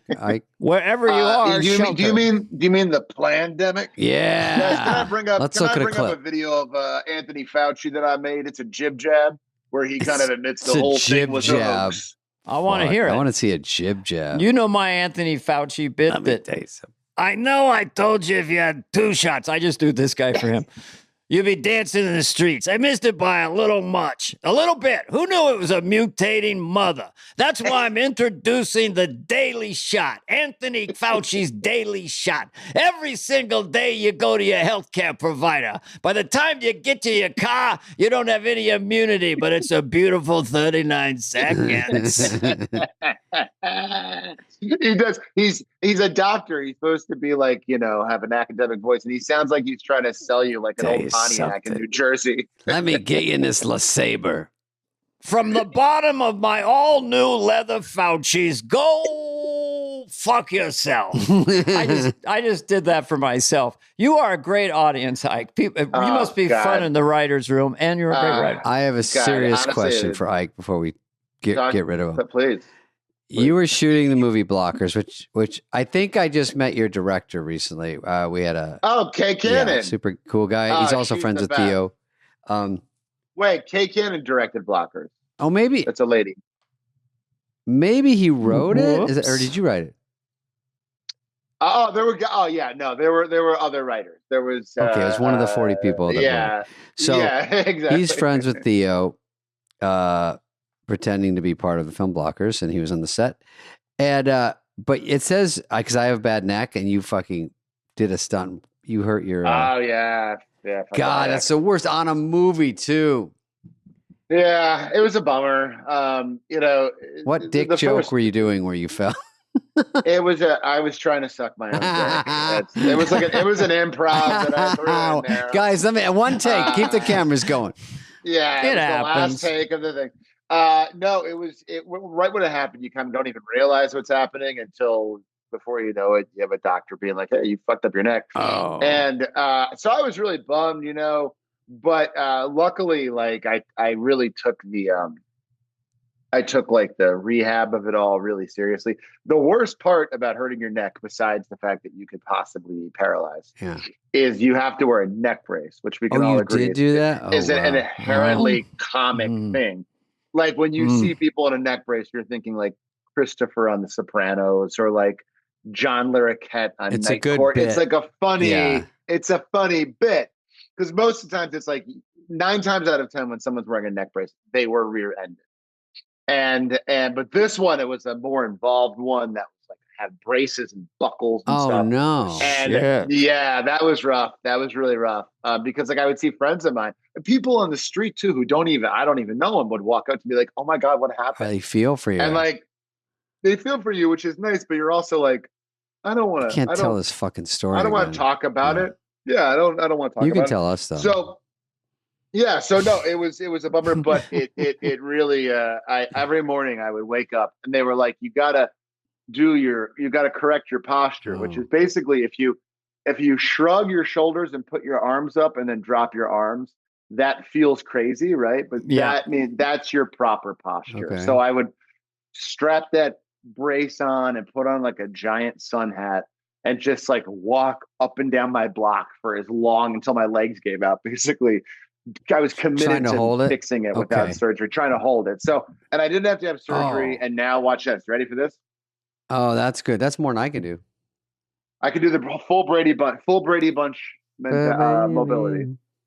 Yeah. Can you crack your back just by yourself standing up? Like this? I could crack my sternum a little bit. Okay. But I read about a crazy person on TikTok that said you shouldn't be cracking and popping. Have you seen those chiropractors on TikTok? Damn. But most of the time the people fart on the ones I get, but yeah, those are funny too. Well, I get ones for dogs where it'll be like a guy who I don't like it. Like 140-pound pit bull, and he's like, and you hear like a bomb go off, and the dog is like, oh, dogs are not used to getting cracked. It's so weird. And then the dog's happy though and runs away smiling. Is that because I saw one of those? They don't know if they're happy. I think that there's an owner holding a piece of bacon on they camera. don't know. I don't buy it. I saw him do it to a gerbil. He's like this, and the gerbil's like, I was fine.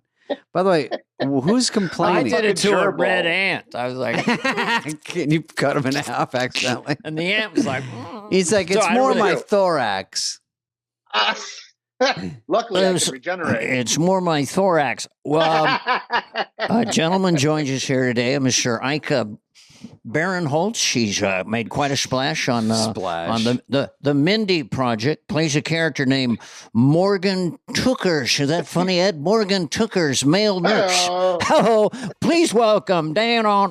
So I wanted to mention that because 5 years on the Mindy Project. Tell us about Morgan Tookers, because we're going to get letters. Yeah. Why didn't you ask? We're going to get letters.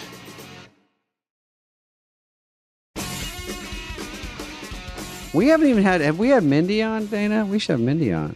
Love to have her on. She would do this in a second. She's very fun. She loves you guys. She's about. like me, a big SNL fan. Let's book Mindy. She doesn't even have to talk possible. about SNL. We won't put her. But if you could do it as Johnny Carson, that'd be amazing. Well, let me do this for you. This is what I do now for friends. Yeah, Johnny Carson gets pulled over for drunk driving, 1972. Okay. Oh, sorry, officer. I didn't know I was swerving. I had 2 slippery monkeys at the Hook and Crook. Yes. Slippery monkeys at the Hook and Crook. Yes. Sorry, I had a tomato strawberry boom boom at the Windy Summit. I just like the drinks and the location at the Windy Summit. I had a Copper double nickel. daiquiri up with a twist at the Rusty Nail. Copper Penny is by Warner Brothers. He would have gone to that one. All right, so and the Rusty Nail.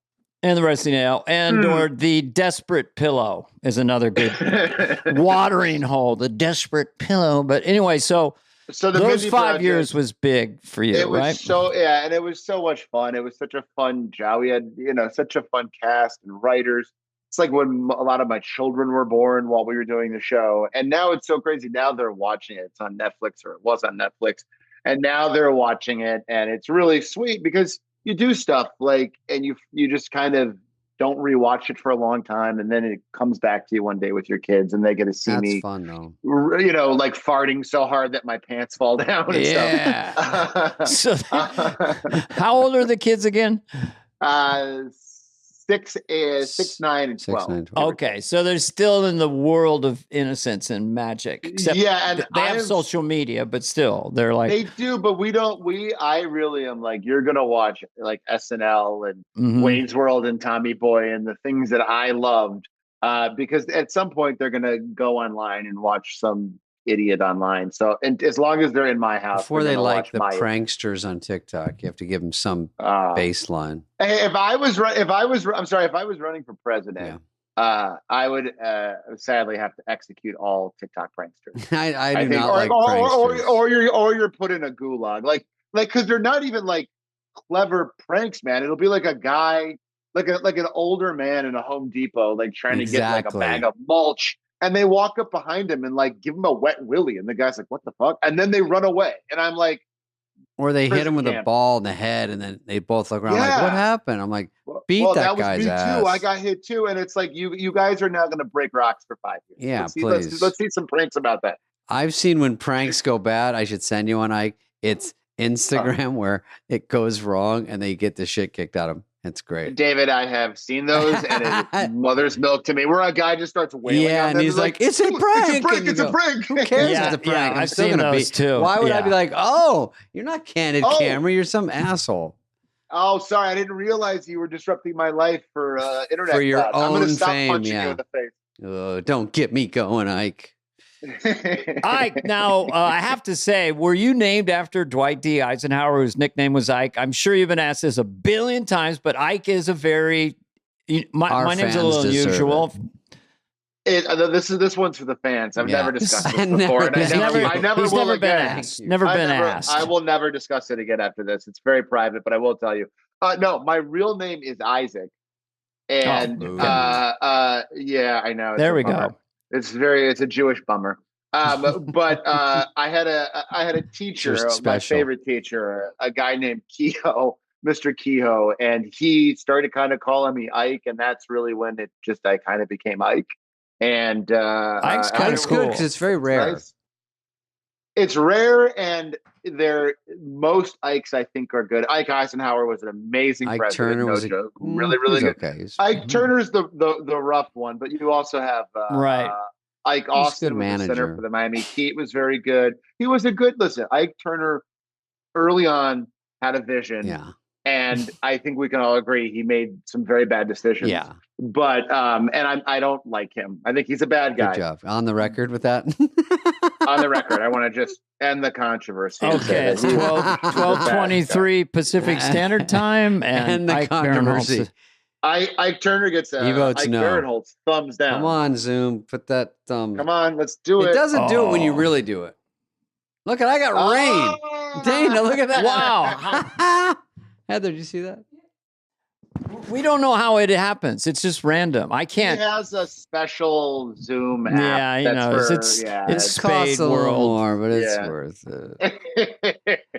All right, Ike. Anything else, Dana? Are there any final thoughts you want to do? Because what the Scared Straight Show or Standing Running? What is it called? It's called Standing Room Only. It says it right on top of it. No, That was fast. It is. And I always hate when shows tee themselves up for critics to slam it. Yeah. You know, running point is more like whatever. Yeah. Running away. You're like Happy Times was anything but Bad Moms, more like bad movie.